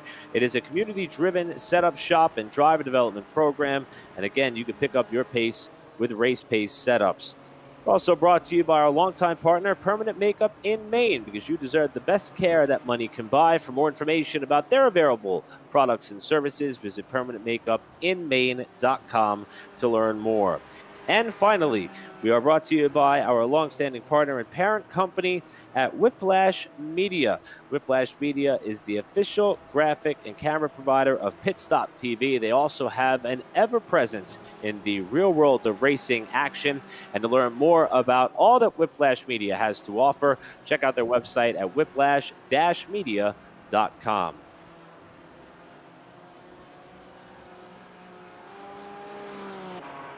So, Chris Walsh still out in front of the field by a relatively large margin over Dustin Burkhalter, Thomas Outson third, Trevor Hill in the fourth spot, and Hunter Reeve, the highest running beneficiary, trying to clinch the championship, rounding out your top 5 with Levine, Bailey, Bass, Leach, Belden, your top 10 with under 30 minutes to go, but still a lot of fighting for position happening out on the racetrack. And so far, it is Chris Bailey and Charlie Bass, the last 2 cars on the lead lap, having one of the best races in the top 10. Yeah, exactly. It looks like that damage on Charlie Bass has not knocked his confidence out, even though he might have knocked his front bumper a bit in. Looks like he's just still applying pressure lap after lap on Christopher Bailey, who does not seem to be catching David Levine at this moment in time. So he might be just trying to soak in all the pressure that he has been getting from Charlie Bass. And all throughout that battle, Chris Walsh is just getting closer and closer from those two. So if they don't want to be lapped, they definitely have to pick up the pace. But they just don't seem to get away. It just looks like Charlie Bass can just seem to match the pace of the driver ahead on any given moment in the racetrack. Doesn't matter which driver it is, and just stick to him, just applying that pressure lap after lap. And as we've seen pro drivers, open drivers, beneficiaries, so many people slip up in this sector of the racetrack, including Charlie Bass. He's one of the competitors. That's how he lost the spot to Christopher Bailey, coming right here through Sunset Bend when the back end of that car got extremely light. And we pointed out the fact that these drivers are possibly going to be finishing this race on a very, very light fuel load, and that will change the handle on some of these cars as we have the leader coming down for a pit stop again. Chris Walsh, the pro driver who had a lead over 1 minute on Dustin Burkhalter, the runner-up, is in fact going to pit twice. And here he comes down the pit lane for service for what we expect to be the final time with 28 minutes to go. Yeah, exactly. The car went up in jack, so he's definitely taking tires. He definitely has the time to take up those tires, over a minute gap from Dustin. Obviously, now I'm pretty sure Dustin's going to have to pit again, because with 27 minutes to go, I'm not pretty sure if he's going to be extending that fuel tank that much further. But even if he is, can he come back ahead of Chris Walsh? He's just making his way on the back straight, just heading to Sunset Bend. So it's going to be quite close if those two, obviously, these two right here, they don't have to pit again. So they got a breather from getting lapped, and they can keep on their battle. Trying to fight over P7, trying to catch David Levine for P6. As we ride on board with Charlie Bass, the one question that I am wondering is if, in fact, Walsh had elected to maybe repair some of the damage he may have sustained in the contact with the lap car at Glen Gray. That would obviously cost more time on the pit lane. If so, he's still going to get out well ahead of Dustin Burkhalter in a tune of just under 7 seconds. So he's got the healthy lead. Whether or not he elected to fix the car is another question. Burkhalter, though, 7 seconds back, still running in second, while Thomas Outson is about 21 seconds behind them, rounding out your podium position. But Walsh with an opportunity maybe to get that car repaired if any major damage was sustained in that contact and close call. And he's got 26 plus more minutes to keep this thing on the road en route to what could be yet another victory on the season. This one, though, to cap off what has been an amazing Winter League campaign for Operation eMotorsport. Walsh, Burkhalter, Outson, your podium right now, with currently Hunter Reeve trying to have another top 5 in the overall, another beneficiary victory, and perhaps sew up the beneficiary title. Yeah, exactly. Hunter having an absolutely fantastic race. I guess after that first battle that we had between the beneficiaries, he just kind of flew under the radar, and he just finds himself on, I guess, on no man's land on his own in P5, but doing an excellent race to keep up that position. No mistakes. Just like Chris, Chris, I guess, could be said he has been flying under the radar, because we just haven't seen him ever since, I'd say, lap 4. And, well, he just proven why he's the best pro driver, I guess, on the grid, why he's the man to beat. Unfortunately for him, couldn't participate on each and every single race this season, therefore he couldn't fight for the championship. But I'm sure if he was taking part on every race, he was definitely on the fight for the championship. And I will say, and I want our viewers to totally understand the approach of Chris Walsh. It was more of a laid-back approach this season. Didn't feel pressured to have to compete in each and every race to support this series, and he did so in a number of ways. If you missed our pre-race coverage earlier, Andrew Cardinale IV helped work with Chris Walsh to put together some side-by-side comparison that offered up a different perspective of how a couple of different cars handled this very tough 3.6-mile track. Chris also joined us in the broadcast booth for a couple of races. He offered his services each and every week if and when needed and called upon. He is exceptionally passionate about all that Operation Motorsport and this esports series has to offer, and he does a lot beyond just signing up with the pro tag on his name, coming out and running very well every time he's on the entry blank. He is so passionate about being part of this field, and even though he may come in and stink up the show every now and then, he loves what this series is all about. And it also gives a lot of these other drivers, like that of a Rodney Campbell, who we're on board with, or some of the beneficiaries in the field, look out, that's a big hit for Justin Jarrett, who crashes in front of Campbell with a hard hit to the inside wall. Just on the exit of turn 1, looks like he just caught a bit of the grass on the exit. As we mentioned, the grass just comes so quickly, as we're going to see on the replay. Unfortunately for him, overcorrected, and that was a massive hit. That was not a big hit. That was an absolutely massive hit. Head on, as you can see, they're just going to turn 1. You think you're on the right track, but unfortunately, the rear wheel just dips on the dirt, and he just plows into that concrete barrier. That's a big sustained damage on that Porsche. Looks like he has not only I guess just visible damage, but definitely that suspension took a bit hit, and he's definitely going to be finding himself back on pit lane on this lap, because that was unfortunate for him. Just P12, and a small mistake like that can pretty much throw it all away. Yeah, and as luck would have it for Justin Jarrett, who we're on board with here, he, of course, by the time that he went off to driver's right, where that Armco barrier was approaching, he hit the protective concrete barrier that you alluded to, JP, that separates one of the runoff areas that they would utilize here, sometimes to oftentimes allow people to load or unload in or have track emergency services vehicle. You're going to see it real close here in about a second, because he comes right across this little access road and pounds the concrete, actually hit the end of where the guardrail meets the concrete, to cause a lot of damage to the front of that Porsche. And Justin Jarrett, who had a top 10 run going earlier in the overall, was about third for the beneficiaries at one point in this race, now has significant damage to that car with not too much time left to go to get it repaired. Yeah, exactly. And unfortunately for him, just on the tail end of the race, and that's just a heartbreak essentially for him.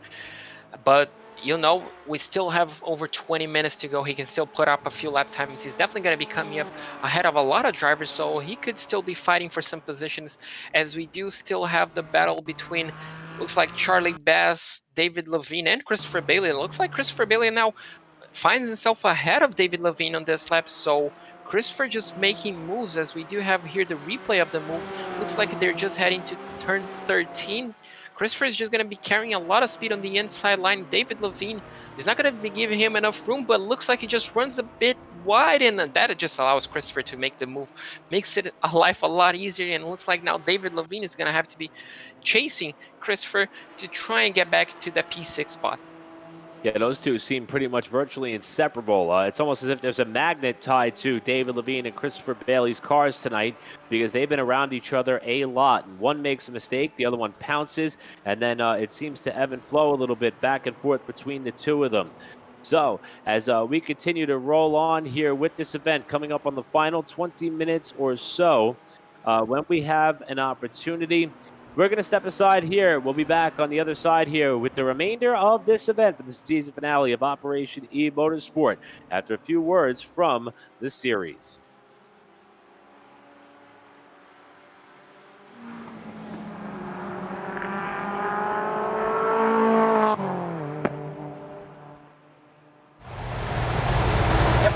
Hi, I'm Tiffany from Operation Motorsport, and we're here at CTMP for CTCC, first round of our Back to Racing with Theo. Hi, everybody. So I'm just going to ask Theo a couple of questions. As you can see, we are all masked up, and you'll have to pardon us. It's a little bit hard to breathe and talk at the same time. So, Theo, I know that you've done some track days at Calabogie. Can you tell me, how's it feel to be back at the track? It feels really good. Just being here, competing again, I'm a pretty competitive person. So Calabogie, the races were fun, but they're kind of like an intro to the season, getting warmed up again. This is the first real competition again. So we got a field of about 7 or 8 TCR cars, and it's looking like a good season for that. So, what's the best part about being here today, this weekend? I don't really know. No. You don't? Nothing? I don't really know. Nothing really comes to mind. I really like it. It's just that whole atmosphere. Yeah, the is whole different. atmosphere, just being out of the house again. Yeah. What did you do for the last 4 months? I finished up my what school I was doing. Finished off my semester, and then I didn't do much. I went home. I worked on the Super Rally project car a lot. Way too much. Still not done, but whatever. That's all right. Yeah. So, how has coming back to the track or knowing that this is what's going to happen, how's it affected your mental health? It's definitely been like a bit motivating. Kind of as a goal that I need to, keep working out, keep taking care of myself to get ready for this, so I can perform again. And it's nice to see that I am in a good place now. And So you're not tired or beat up or anything? No, I can show up and do like 3 back-to-back 18-hour days, and I'm fine. And you're fine. So, Good. yeah. So you've been with Operation Motorsport for 2 years now. Mm-hmm. If you can think back, I guess upon reflection, Yeah. how has this helped you? It's definitely gave me direction, and that's the biggest thing, I think. Because coming out of the military, I was really not sure of what I wanted to do. And even though I'm still not sure of what I want to do, ever, it's definitely it gives me a way to learn and a way to progress in a meaningful way. And that's been really helpful. So has it encouraged you to try new things? Oh, definitely. Because of this racing, I started doing some go-karting last year, and I'm just about, right after this race is done, I'm going to go over to Goodwood and do a go-karting race there. And I definitely got into that because I was into this racing. Yeah.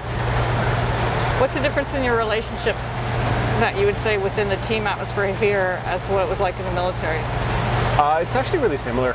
Really similar dynamic. Actually, a little less swearing on the teams. the racing guys won't believe that, but it's true. And a little less professional here, but not professional. That's not the right word. A little less stuck up. Gotcha. Yeah. So the last question I have, for me, is what's the worst part of the day? Waking up and no, I'm joking. I agree. The worst part about this weekend is that we had so much to do on Friday. It was like back-to-back sessions, 5 sessions in a day. And then Saturday and Sunday, it's like, get here super early in the morning, do your qualifying, and then sit around for 4 hours. And do nothing. So, okay. It's a little bit of hanging out. I think I'm going to take the cart around and go explore and find some more friends and say hi, do that sort of thing. So I have a question from Ron Tomlinson, and he asks, what drove you to join the military? He doesn't understand what would make you take that path, and everybody's answer is different. Yeah, I'm going to have to think about that one for a little bit.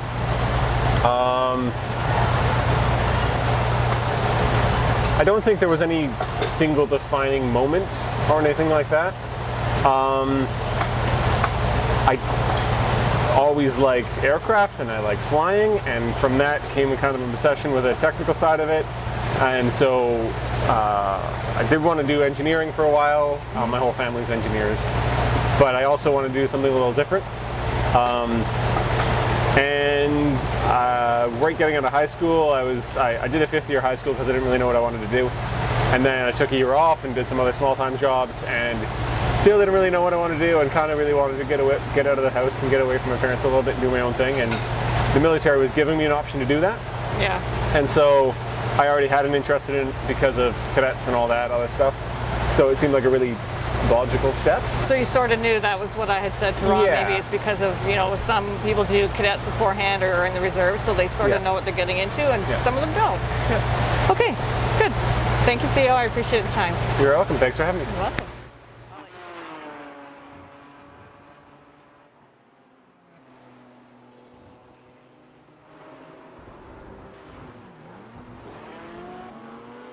back at Sebring, and there's been no shortage of excitement. This fight for 6th spot between David Levine and Charlie Bass has been non-stop, and you saw a mistake there right as that clip came to an end. Charlie Bass got the car cocked sideways, and Levine took advantage after they battled in the turn number 17 side by side the last 2 laps. This time it's Lamar's corner that catches Charlie Bass off guard, and he was lucky not to have the back end of the car swap ends on him here as Levine squirts by.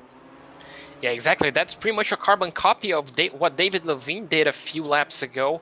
Just the back end wouldn't stick throughout this Le Mans section, and luckily for him, he didn't do a complete 360, managing to keep the car pointing on the right position. But looks like we do have a battle for 4th right now, as Thomas Zoutsen is defending for his life against Christopher Bailey, as Christopher now gets lost through that corner, and it looks like now Thomas Zoutsen got lost as they head into the back straight, and that's gonna cost him the position. Unfortunately, he dropped back from Hunter Reeve, and right now he's gonna find himself all the way down in P5 after running on the podium throughout the lap. Yeah, that's not just for 4th spot. That was for the open lead after Christopher Bailey has had a comeback of comebacks here tonight so far. Finds himself 1 spot shy of the podium. How about Hunter Reeve, the beneficiary leader, up into a podium spot, while Thomas Zoutsen has to try to battle back here and get back up and around Bailey. But Bailey's car seems to be coming into its own here in the final 14 minutes as we move up here on Hunter Reeve, who holds down 3rd for the time being, and he is having a spectacular run. By my record, this would be his 2nd overall podium of the season, and it would be his 7th beneficiary win in 8 races if he can hang on for these final 13 and a half minutes, and he's pushing hard. Yeah, exactly. He's giving everything because he knows at this moment in time that the driver behind him is Christopher Bailey, and Christopher has been on a charge, so he definitely wants to keep himself ahead, and looks like these two are back at it. Charlie Bass trying to chase down again David Levine as they head into the Le Mans section of the racetrack on the 2nd to last corner, as now they're going to be heading on the back straight, this absolutely massive back straight. They're both drivers are going to actually, Charlie Bass is going to be getting a slipstream, not close enough, looks like it, to mount a challenge essentially into a Sunset Bend, but he's definitely going to be close enough as he shows his confidence. Just as you can see, the car just bouncing, both Porsches bouncing as they both now head into the start-finish straight into turn 1. And Hunter Reeve, the driver who is 3rd in the overall in the beneficiary lead, has had to come down for service with under 13 minutes to go. This is going to shuffle up the running order significantly. It's going to put Bailey in a podium spot. Brock Hogan is the next highest running beneficiary driver. He was a lap down, so it's going to depend on where Chris Walsh may be to give us an idea as to whether or not Reeve will stay on the lead lap. It looks as though he will. He's fallen to 8th for the time being, and he will remain at the head of the field for the beneficiaries, but fall out of a podium spot. Yeah, exactly. A bit of a shame to make a stop that early, but these two are going side by side. Charlie Bass now looks like he's on the inside for the hairpin. He got the move down into turn 1. David Levine now is going to be doing the switchback, and he now finds himself on the inside. He's going to be deeper on the brakes. He's going to get that move done. Charlie Bass is going to be trying to mount the undercut, the under and over, but looks like he might not just nail it, as you can see just how close these drivers are between one another. And looks like Charlie Bass now might be looking to get the slipstream as they head now into turn 8. He's going to be looking down the inside line. Is he going to get the move? Looks like he just breaks a bit later, but David Levine is on the outside line. He holds the corner and he stays ahead for the time being. But Charlie Bass, I cannot get a break. He stays down the inside. Is he going to make a move on to turn 10? Again, David Levine is deeper on the brakes. He's going to be holding the outside, and that looks like might be it for the time being. Yeah, but look at this. Trevor Hill's up into the mix now. It's a 3-car race for 5th on back for the final spot in the top 10. 2 pros, 1 open competitor. And Trevor Hill may be the fastest of the 3 of them right now, as Levine and Bass are putting on a clinic on how you could run side by side for multiple laps, it seems, at the 3.6-mile Sebring International Raceway. There is a lap car up ahead. Will that be a factor here in this battle? As you see Charlie Bass defend there on driver's right. Looks as though he's pulling out of the way here. And that's a slowdown penalty for Charlie Bass. He's going to have to give up that spot to Trevor Hill. And now it's Hill who's going to try to vie for a top 5 position here in the final 10-plus minutes. Looks like the race is coming on Trevor Hill's, on a plate for him, essentially. He now finds himself just behind Charlie Bass to try and fight, as you said, for that 6th place spot after finding himself on 8th throughout the race. That's definitely what he wanted. Now, the question is he fast enough not only to pass David Levine, but also mount a challenge? It looks like Justin Jarrett again finds himself going a bit wide on turn 1, but looks like he's going to be heading out of the way of David Levine. Looks like he might just hold up a bit of Trevor Hill. Yes, oh, Trevor gets extremely close, loses a bit of time, and that allows Charlie Bass just to get right behind him as they head now into turn 6. Not missing anything at the front of the pack. Walsh still the leader. Burkhalter still second. Bailey the highest running open driver in third. This is the best race we've got going on track, though. We got 9 cars on the lead lap. This is 5th, 6th, 7th. Hunter Reeve running in 8th. Highest running beneficiary driver. Jason Leach, the last car on the lead lap. But this has been a great fight with David Levine, Trevor Hill, and Charlie Bass. And this fight is going to continue to rage on all the way to the finish as we got 9.5 minutes to go. Walsh still ahead of the pack by a large margin. Oh, Levine with a slide. Yeah, looks like Levine just went a tad bit wide on the exit of turn 10, and that allowed Trevor Hill to get closer than ever to his back bumper. He's now going to be mounting the challenge.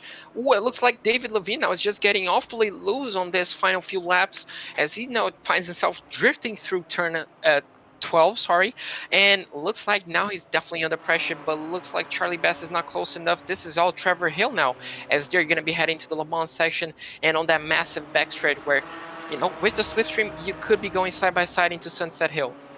Yeah, David Levine appears to be struggling in this final sector of the racetrack, but look at all the traffic that's up ahead.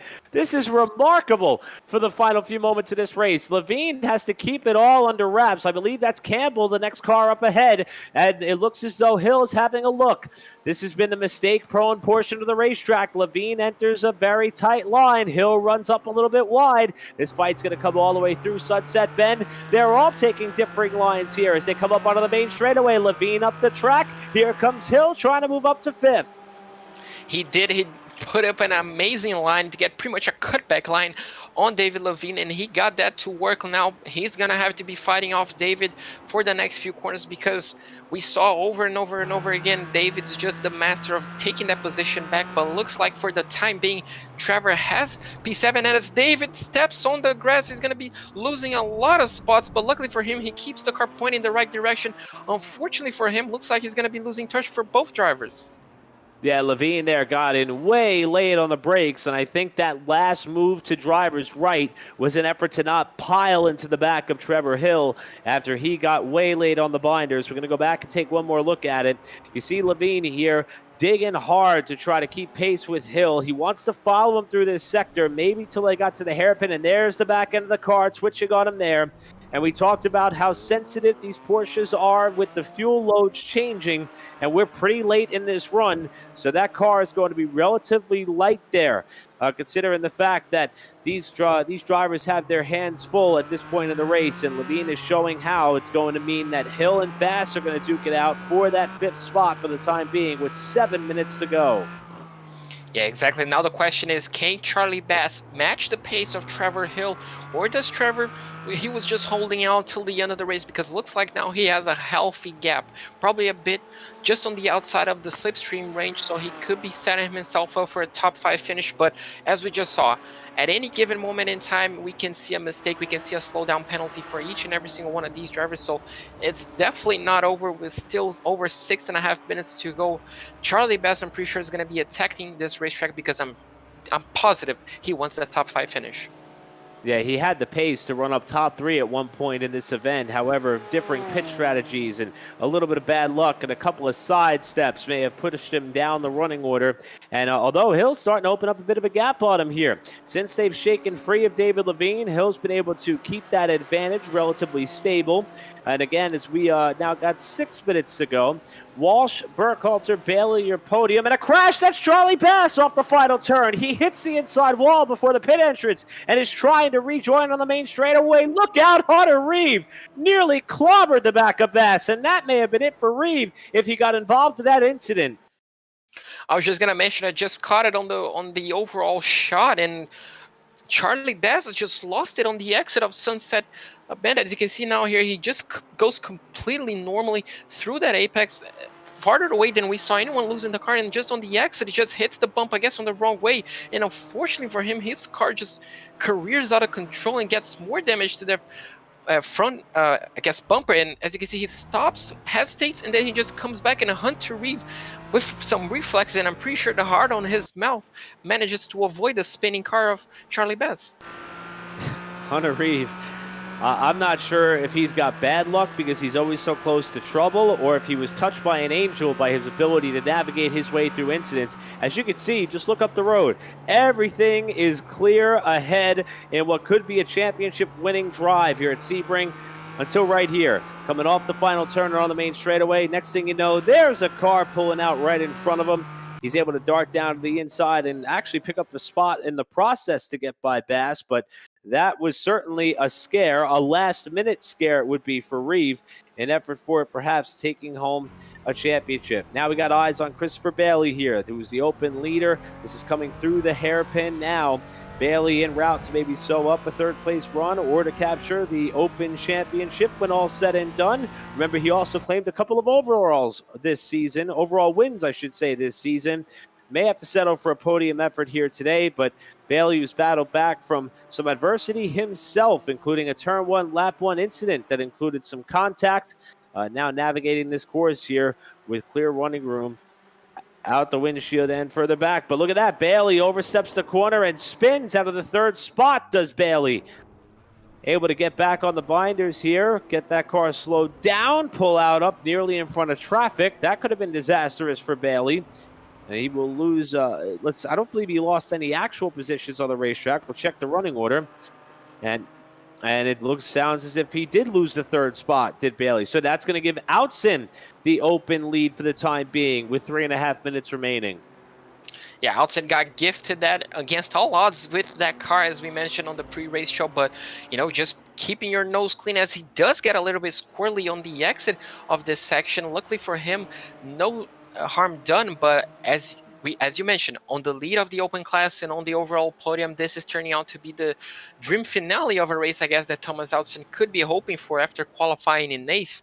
So if he can just keep himself with just 3 minutes to go, just a few laps, just 2 extra laps to go, if he can keep his head cool and just avoid any mistakes, he could be going on not only for the lead, for the win of his class, but also for the podium. So things have changed relatively quickly here at the front of the pack. Walsh still the leader, still by a pretty healthy advantage over Dustin Burkhalter, who's second. Outson rounds out the podium. There's a lap car ahead, and how about that heads-up move there by Theo Broselma? He understood the situation, got out of harm's way, and is going to allow Christopher Bailey and Thomas Outson to battle this out for the open win in the final spot on the podium, while Trevor Hill rides 5th, a ways back. But if something crazy should happen with these two, that would open the door for Hill to sneak out an open win. And behind him comes David Levine, who's on the charge. Back further forward is that of Levine. Since Charlie Bass crashed, Levine has been closing up on Hill to try to get back up here into the top 5. So we got battles all over the racetrack. While Bailey's got a run here on the Ullman Straight, trying to get back to the open lead. Outson tries to defend. Bailey darts out low, trying to move up to P3 and take the open lead back as they come to the final corner. Thomas definitely didn't make that easy, trying to force him into the wall and essentially just trying to avoid any moves, but looks like that's not going to be enough, as Christopher Bailey on the exit just seems to be stretching out a gap and might not be it. Obviously, we still have a lot of racing to do, but Thomas Outson felt the pressure on these final few laps. Maybe the tires are not as healthy as he hoped, but Christopher Bailey finds himself after the mistake back again on the podium. Bailey back up to P3, back into the open lead as we're going to be coming around to what should be the white flag on Chris Walsh next time by, under 1 minute and 20 seconds to go. Walsh down the Ullman Straight, again out in front of the pack in another dominating fashion. Now, it has not been uneventful all the way throughout. Had a very close call after bouncing off the side of Glenn Gray towards the latter stages of the halfway point. Actually, it was right after the halfway point. But after 2 pit stops, the second of which may have been to actually tend to a little bit of damage that he sustained, it's going to be Walsh coming to the line here, trying to wrap up the season with what could be back-to-back victories after dominating at Mid-Ohio. He's searching for his 3rd win of the season, and the driver who did not have a full-time run throughout this season is trying to close out his season with a bang while the battles continue throughout the field. Yes, exactly. We see now we have the onboard of David Levine as he now is chasing Travis Hill, and looks like he's gonna be catching him up shortly as he looks like he's down to 1.5 seconds now. The gap now with just under a lap to go this might be the final lap, if I'm not mistaken, depending on where Chris Walsh is on the racetrack.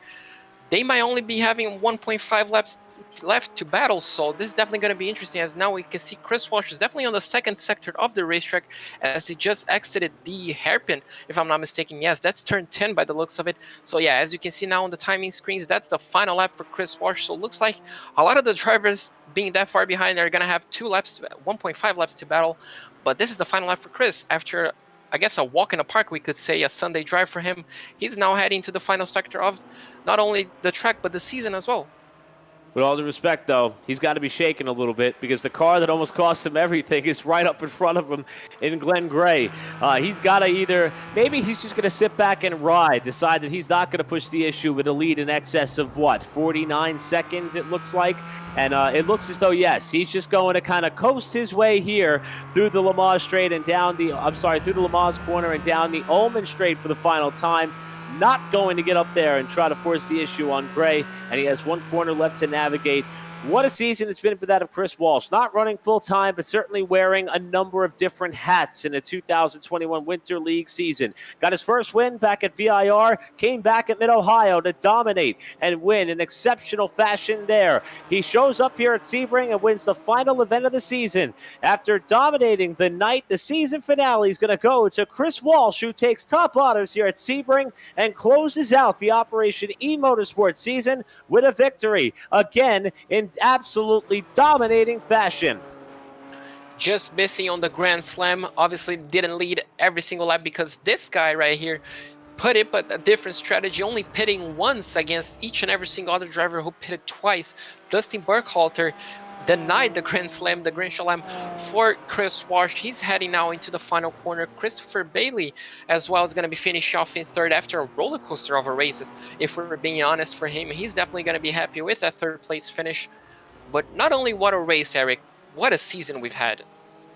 Absolutely incredible season for all involved, and we're not necessarily done yet as Thomas Outson is trying to hold on here towards the end. How about Trevor Hill with a solid day to climb his way all the way up into a top 5 position late in the going? David Levine not that far behind as these cars are going to cycle their way through to the finish line. Again, Chris Walsh's lead was so big at the time of the checkers that these drivers have yet to even make it to the finish line to officially be scored in their final running positions, with Walsh the winner, Burkhalter 2nd, Bailey the open winner, rounding out your podium. Outson with a strong run, Hill in 5th, David Levine 6th, Charlie Bass, despite crashing with about 4 laps to go, still running in 7th and on the lead lap, has to make it through Sunset Bend one final time before he can lay claim to that spot. And a little bit further back comes Hunter Reeve, who is about to cap off a championship-winning effort with his 7th beneficiary win of the season on a track in which he wasn't sure how the night was going to pan out,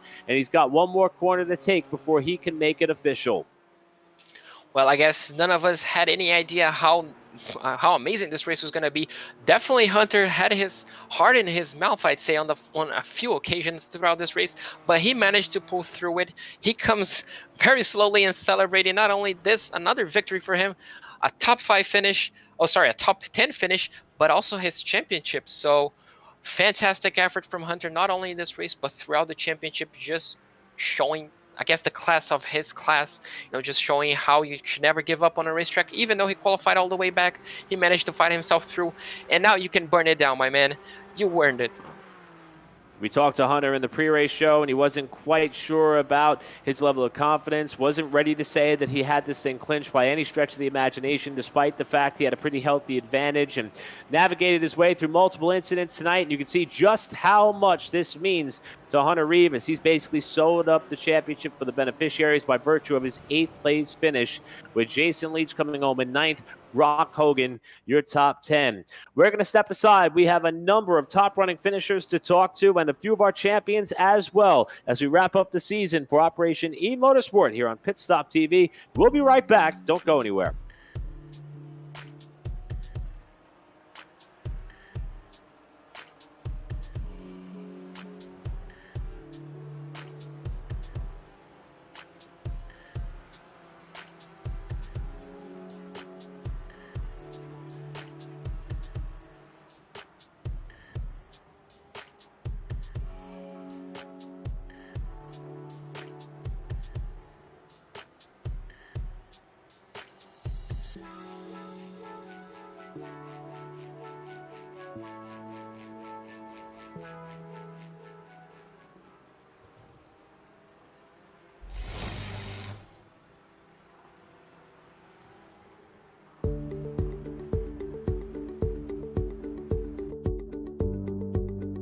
Sound art is a product that is a speaker and it's art. We combine it together and we call it sound art.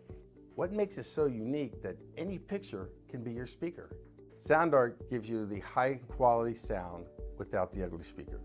This isn't a picture with a speaker, the picture is the speaker.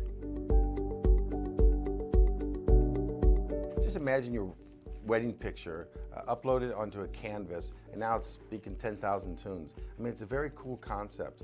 What we like so much about it is you can take anything that means something very special to you, upload it on the canvas, have it hanging up in your room, your balcony, wherever you want to put it, and now it's a speaker. I mean, how cool is that? It's something that we have that and no one has. No one has this product. It's just a great gift to give anybody. It's just a neat concept. Around here we say, art never sounded so good.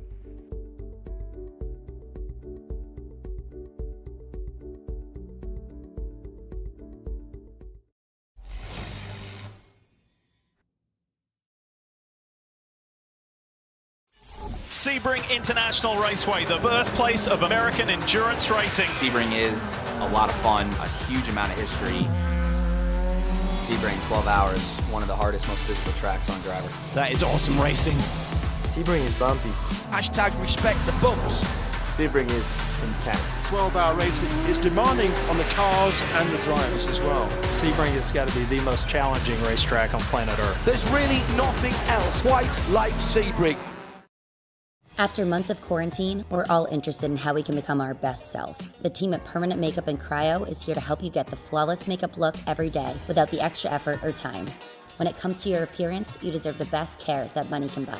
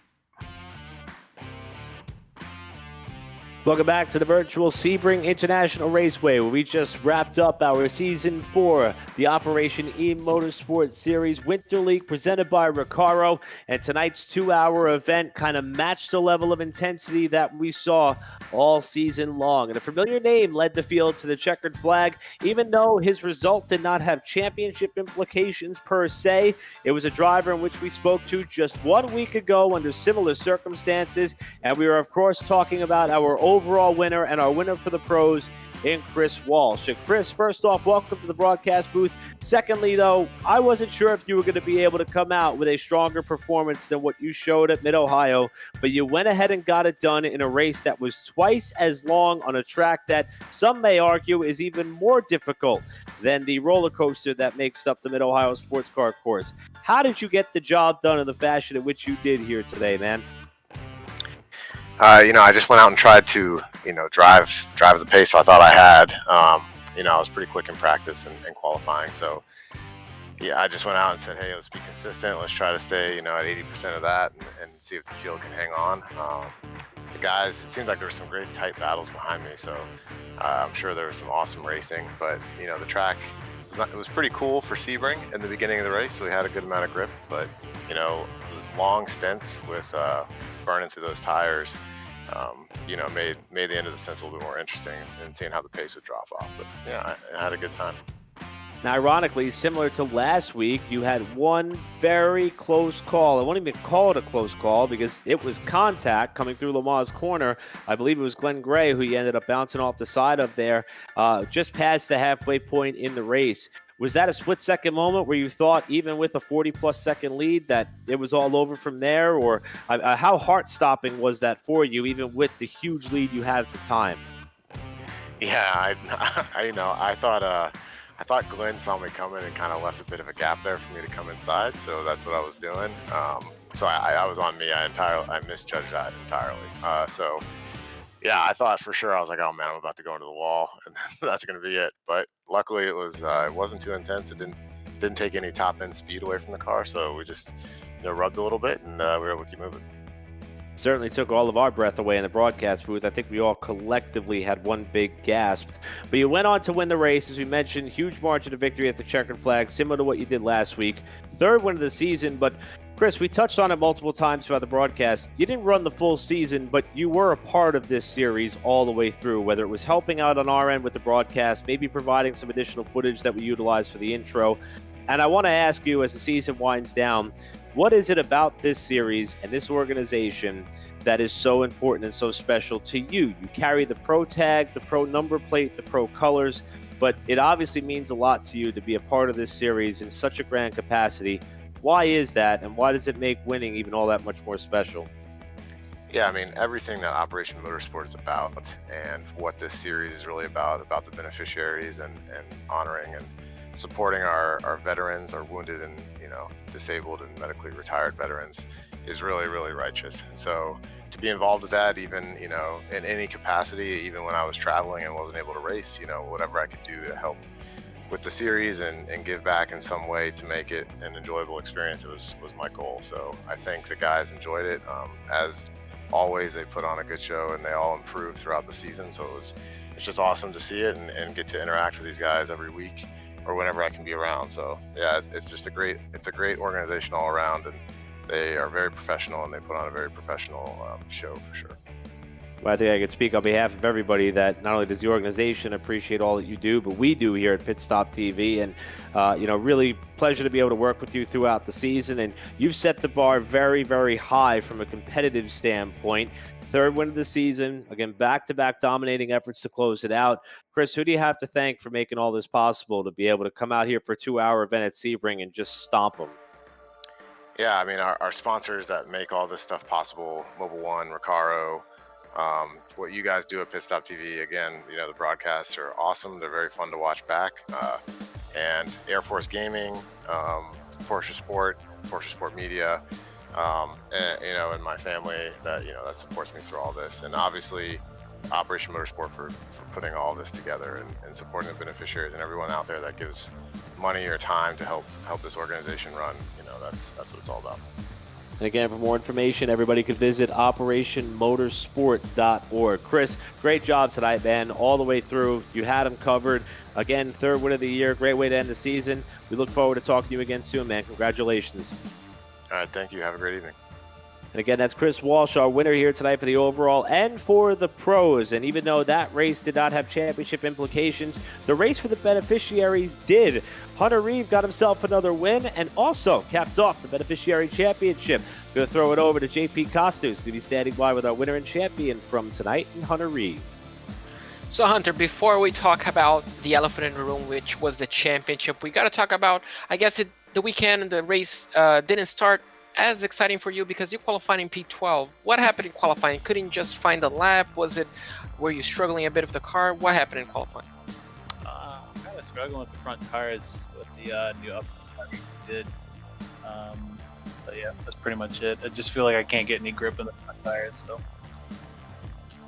Well, that was certainly, I guess, kind of helped you because in that turn 1 incident, you were not only lucky but skillful enough to make it through everything and just find yourself up in, I'm pretty sure it was the top 5 at the end of lap 1. So how did everything unfold in your point of view over that lap 1 incident?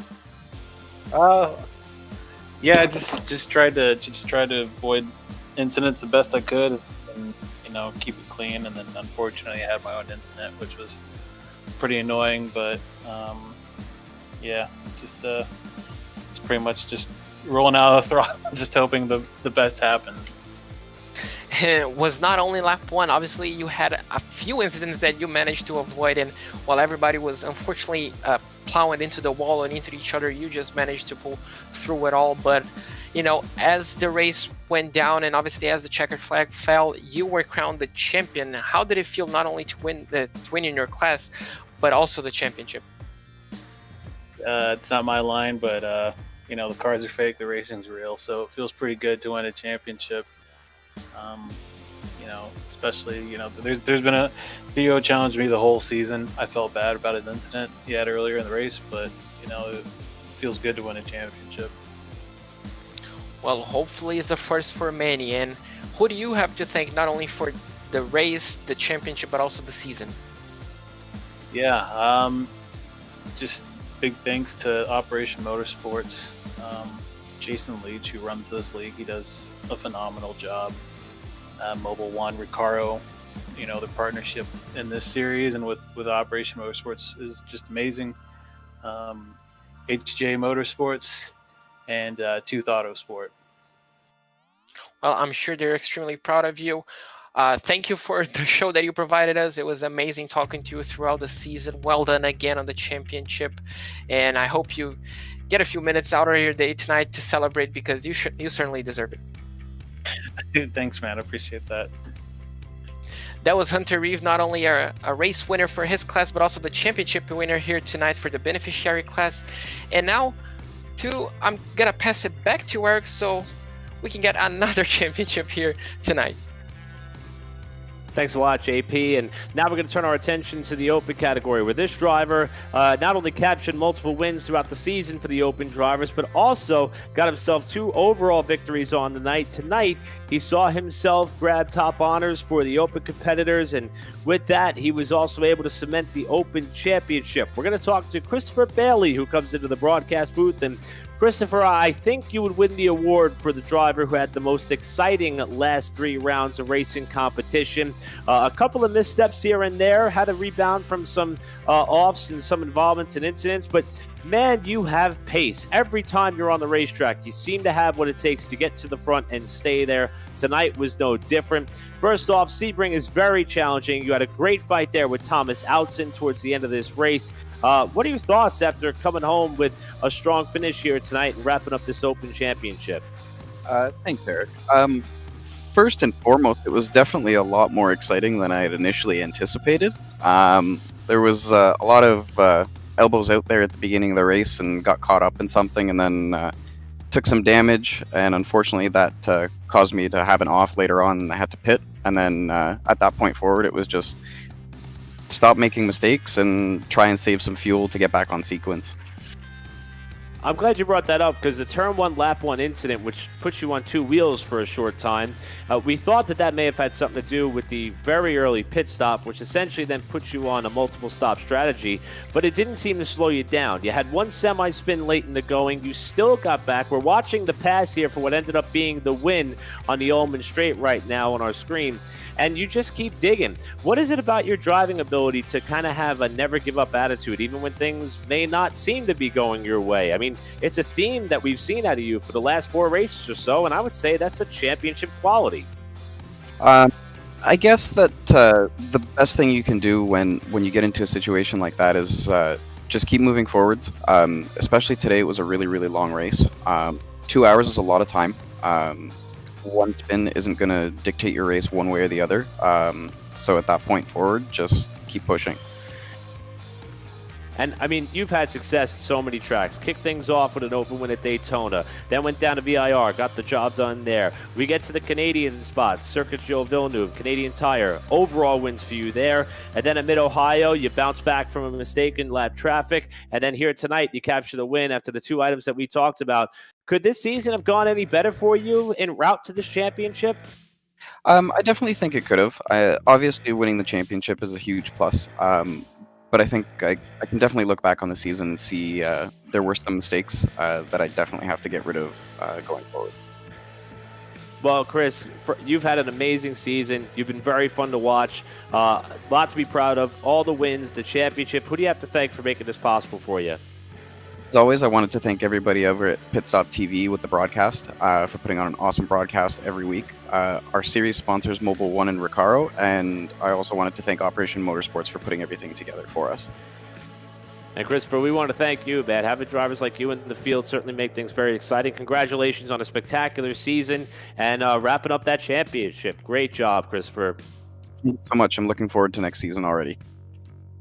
Thanks a lot, Christopher Bailey. Again, not only our Open winner, but also our Open champion on the night after he got to celebrate dual honors, just like we did with Hunter Reeve a little bit earlier. And I'm going to toss it back over now to JP Costa, who's going to have an opportunity to talk to Theo Brolsema after his night ended relatively strongly, and he'll be able to celebrate a top running position in points as the season draws to a close.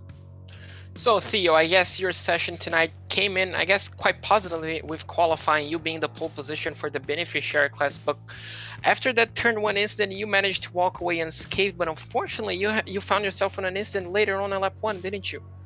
Yeah, it was just the way things go, I guess. It's one of the reasons we all like racing is anything can happen. So. Well, but after that, you just went on, I guess, on a charge, and you were just getting closer and closer to your championship rival, Hunter Reeve. But unfortunately, a series of small mistakes and ultimately a crash at the end of at the exit of Le Mans costed you, I guess, a challenge at the title, didn't it? Yeah, I had I think the good spin was at the end of Le Mans. I clipped the front bumpers up pretty bad and had to pit for repairs. And then I think the very next lap I got sideways in Sunset and lost the rear wing and did a lap without the wing on, so that slows me down. But it was at that point, it was just kind of, I don't think I'm able to catch Hunter, so I'll run clean, I'll have some fun.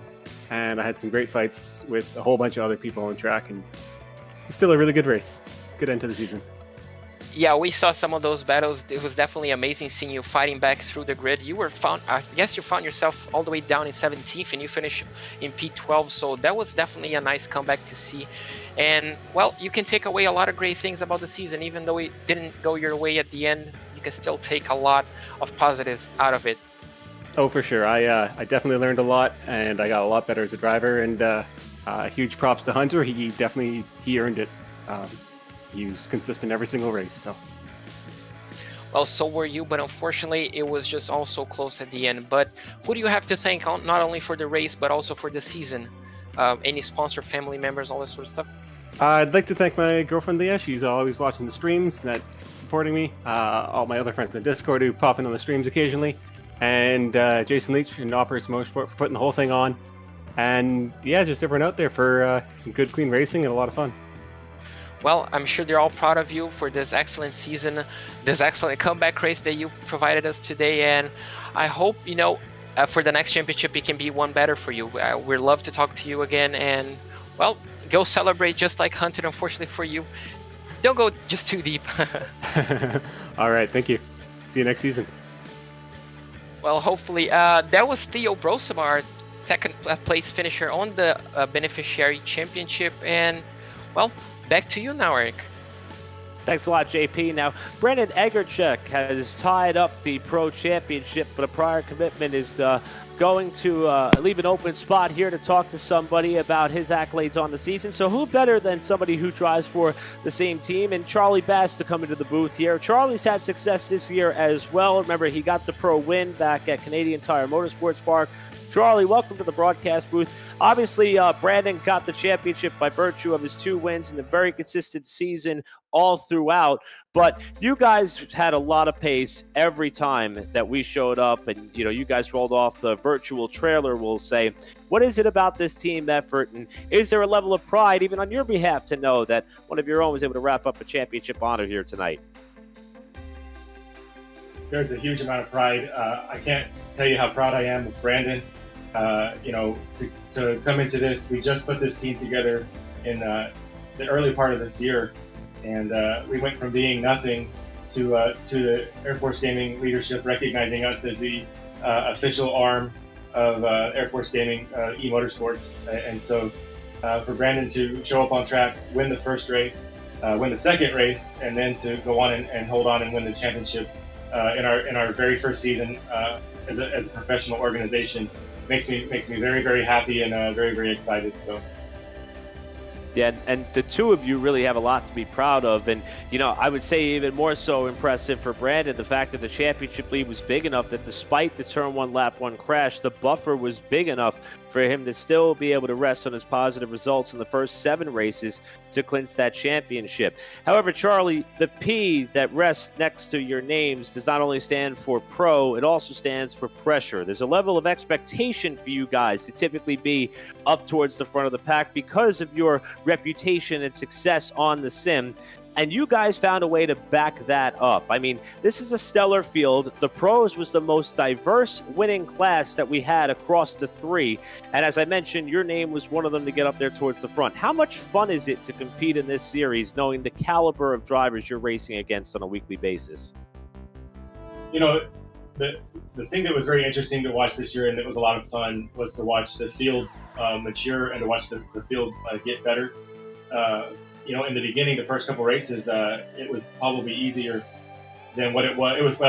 It was definitely easier than what it was towards the end of the season. People got faster in the open class. People even got faster in the beneficiary class, and they definitely made it hard on the track for us at times. They were as fast as we were. So, that was a lot of fun to see the field mature and to see everybody get better over the season. So. And that certainly highlights one of the special elements of this series. And, obviously, there's a lot of people who go behind the efforts of not only you, but of course Brandon as well. Who do you guys have to thank for these superb runs you put on all year long, including the championship, which Brandon Egerchuk's going to have a chance to celebrate here in just a little bit? Hey, so first I want to thank Operation Motorsports and Mr. Jason Leach for putting on an awesome event this year. This season was great. I can't wait for the next one. Of course, want to thank Recaro, Mobile One, all of our sponsors for making it happen and making such a professional looking thing, and you guys at Pit Stop TV for putting on such a great broadcast. I think you guys did a fantastic job and really appreciate it. Most of all, I want to thank Air Force Gaming for giving Brandon and myself and Chris a chance to represent the Air Force, the Air and Space Force, I should say. And I think that only bigger things are going to come from this Air Force Gaming eMotorsports team in the next fall season coming up. So. A lot of people who go into a championship effort on the sim side for an incredible series and an incredible cause. And Charlie, thank you for being able to step in and fill the role for Brandon Egerchuk tonight in celebration of his championship. Great one by you. Thank you for making it exciting there towards the end. Got to celebrate a top 10 finish, and we look forward to catching up with you again soon. Yep. See you guys in the fall. All right, Charlie Bass again after a solid finish representing his team at Air Force Gaming on behalf of Brendan Egerchek, our pro champion. And now we're going to bring in a gentleman which we heard Charlie Bass reference and mention for a couple of reasons, one of which he had a great run here tonight. Did that of Jason Leach, came home with a top 10 finish this evening on track. But of course, he is one of the main representatives and liaisons behind the scenes, also serves as an admin for this series and a huge partner and involvement in Operation Motorsport. And Jason, I know that the Season 1 edition of this series was a pivot point due to all that was going on in the world with the COVID-19 pandemic, but I got to say that the level of success that that series had has flowed directly into and through Season 2, judging by all the winners, the competitive nature we've seen on track, just how incredibly supportive all the partners have been throughout this process. How do you judge this season, this Winter League season as a whole for Operation eMotorsport in 2021? Well, thanks first off for having me up here in the virtual booth tonight and all those kind words. So I would say, anytime you undertake a project like this, you're always trying to up yourself and do better than you did the last time, and we definitely succeeded that. Our car count was up. Our average, I think, last season was somewhere around 18. This season, I think we were somewhere around 25 or 26. That's a huge growth in a very short amount of time, and that's really just to the word of mouth and the grassroots campaign of trying to get people aware of who Operation Motorsport is and what we do, and you guys up here in the broadcast booth, taking the time out of your day to broadcast this and put this out there on YouTube across multiple channels and just help us get the message out about who we are, what we're doing, and attract the right people who can benefit from something like this. Yeah, we got to hear and tell a lot of the stories of a number of the beneficiaries in the field in our pre-race show earlier tonight, and that's truly who this is all about. And the one point that we try to drive home as frequently as we can is the fact that this eMotorsport series and league is just a small facet of what Operation Motorsport is all about. If you can, could we touch on some of the other elements that are in play? And the best news is of all is that we're starting to see some of those additional engagements come back in 2021 as we get back to, I'll call it, relative normal this year. What are some of the other avenues and programs that Operation Motorsport has to offer? Well, our bread and butter, comes from embedding beneficiaries in with professional sports car race teams. So, we're at Virtual Sebring this, here tonight.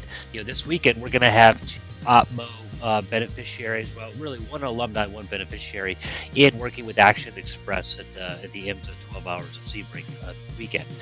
We just had a great success, season opener with SRO, CrowdStrike Racing, DXDT, AWS, and Boehm Racing out at Sonoma Raceway a couple weeks ago. And if you remember, we were at Sonoma virtually just a couple weeks ago. What we try to do is, in the virtual league here, is line up our events with our real-world events in order to help promote what we're going to be doing and where we're going to be activating at. In addition to the getting back into the racetrack, we're also going to be kicking off our Operation Motorsport Academy up in Canada here in the next month or so. And what that is that's going to be bringing people in virtually to help introduce them to motorsports, kind of a motorsports 101, kind of help lay the foundation so when they step off into that race team for the first time, it's not quite as full. The other thing we're doing, working with Tune Autosport up at Callum Belden and Trevor and Travis Hill, they both race in this league. We're looking to start a driver development program, and that whole premise is in order to take a couple beneficiaries and bring an Operation Motorsport team together for the Race of Remembrance in the Anglesey Circuit in November of 2021.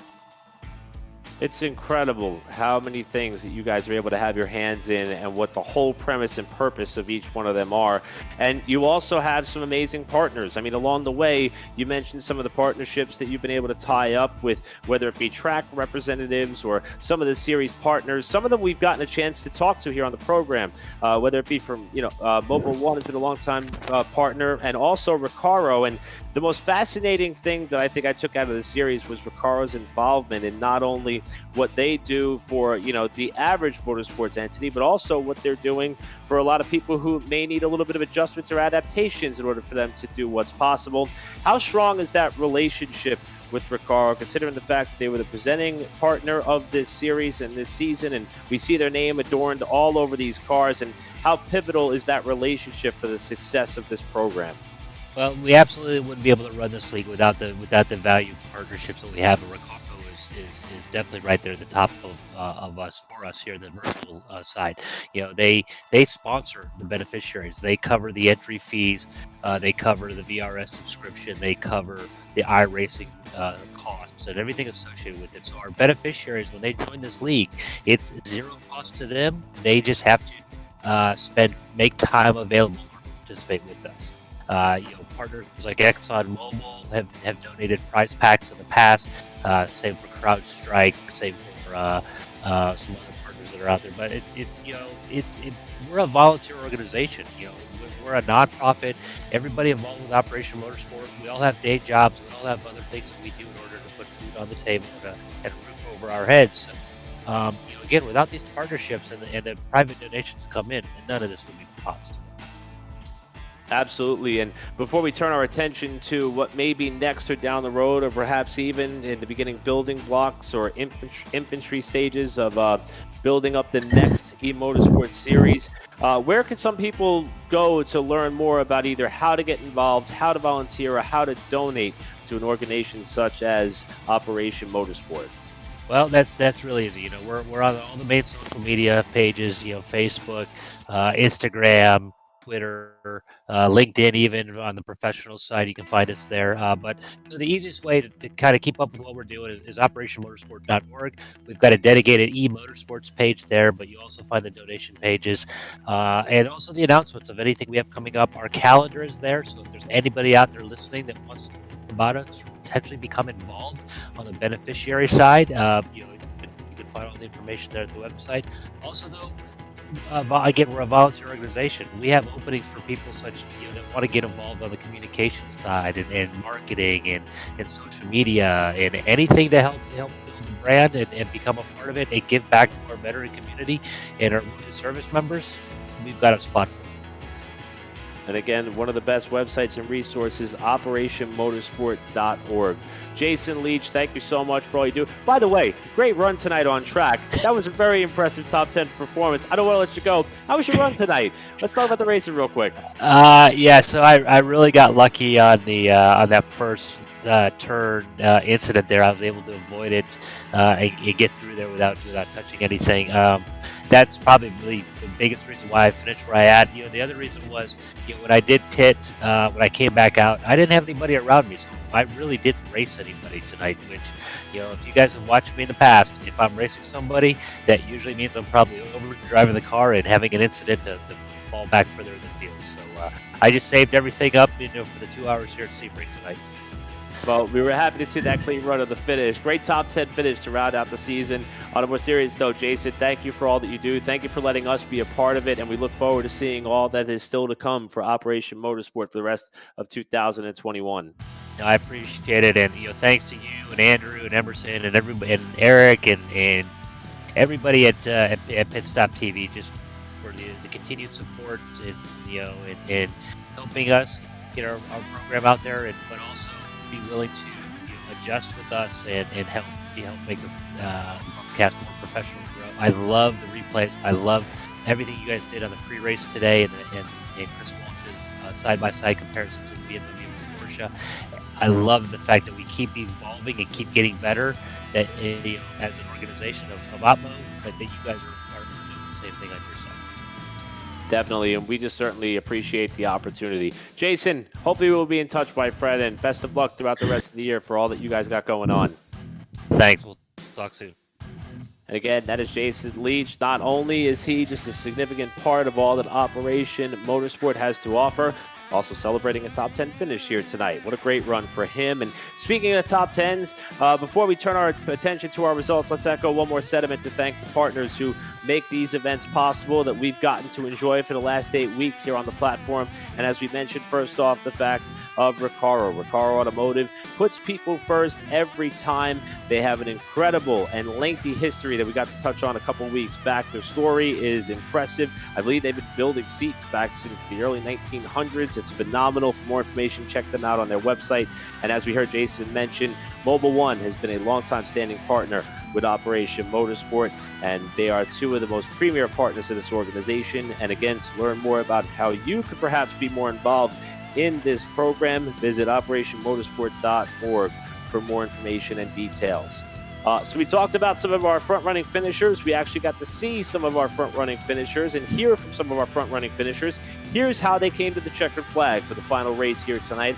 With Chris Walsh the winner, as we mentioned, for the third time this season. Dustin Burkhalter did everything virtually that he had to do to have a shot to be able to overtake Brandon Egerchek for the pro point lead.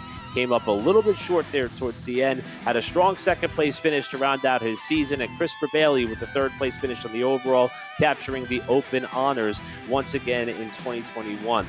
Thomas Outson, fourth on the overall standings. Trevor Hill bounced back from that Turn 1 Lap 1 incident. And David Levine, who was the action man tonight, after he was in almost every battle that we put on screen, comes home in sixth. Charlie Bass, we heard from him earlier, teammate of Brandon Egerchek, came home a strong seventh after fighting for top running positions throughout most of the event. And Hunter Reeve, for the seventh time in 8 races, the beneficiary winner, 8th on the overall standings, and he wraps up the beneficiary championship in the process. We just heard from Jason Leach, who got a top 10 finish in 9th. And how about Brock Hogan, second highest running beneficiary at the Checkers, rounds out the top 10, first car, 1 lap down. JP, I'll turn it over to you with the rest of the field here, 11th through 20th. The number 11 of Callum Belden finishes off in 11th place, a third place finish for him in the beneficiary class. Theo Brosma, who we just heard a bit before, finished off in second in his class in the championship, finishes off in P12. Rodney Campbell on the open class is going to be finished off in P13. Justin Jarrett on the number 85, we saw quite a bit of him during our broadcast, is going to finish off in 14th place. John Winker, the number 7, another beneficiary, is going to be finished off in 15th place, the last driver to be only a lap down on this race. Tyler Langenberg, after an amazing opening few laps, unfortunately finds himself finishing off in P16. Definitely something to be taken out for after those amazing first few laps. Jay Gleason, an open driver, finishes off in P17th, right ahead of Tim Bernard on 18th spot. Sean Knight on 19th, and Brian Winker on the number 336 is going to round off our top 20.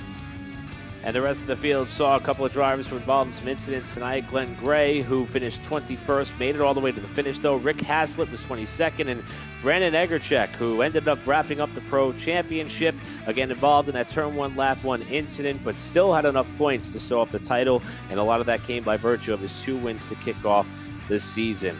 It was an incredible night here at the Sebring International Raceway, and as you can see, there is so much to be celebrated as we close out this year. But we also want to take this opportunity to thank some of our partners on our end who allow us to come on out here on multiple occasions to take part in these events, specifically with that of our friends at Operation eMotorsport. We'll start it off with our friends at Tucson Sound Art. Again, your picture, your music, give them any image that you want. This would be a great gift for some of our championship-winning drivers here tonight. You can provide an image of your car, a friend, family member, loved one. They will take that, put it in a beautiful, high-quality frame canvas with a built-in Bluetooth speaker, and then with Sound Art, you get the best of both worlds. Visit the website down below, TucsonSoundArt.com. Just be sure you use the promo code PitStopTV, all mushed together as one word, PitStopTV, at checkout to receive 10% off your purchase. And again, that's TucsonSoundArt.com to learn more about their products and services.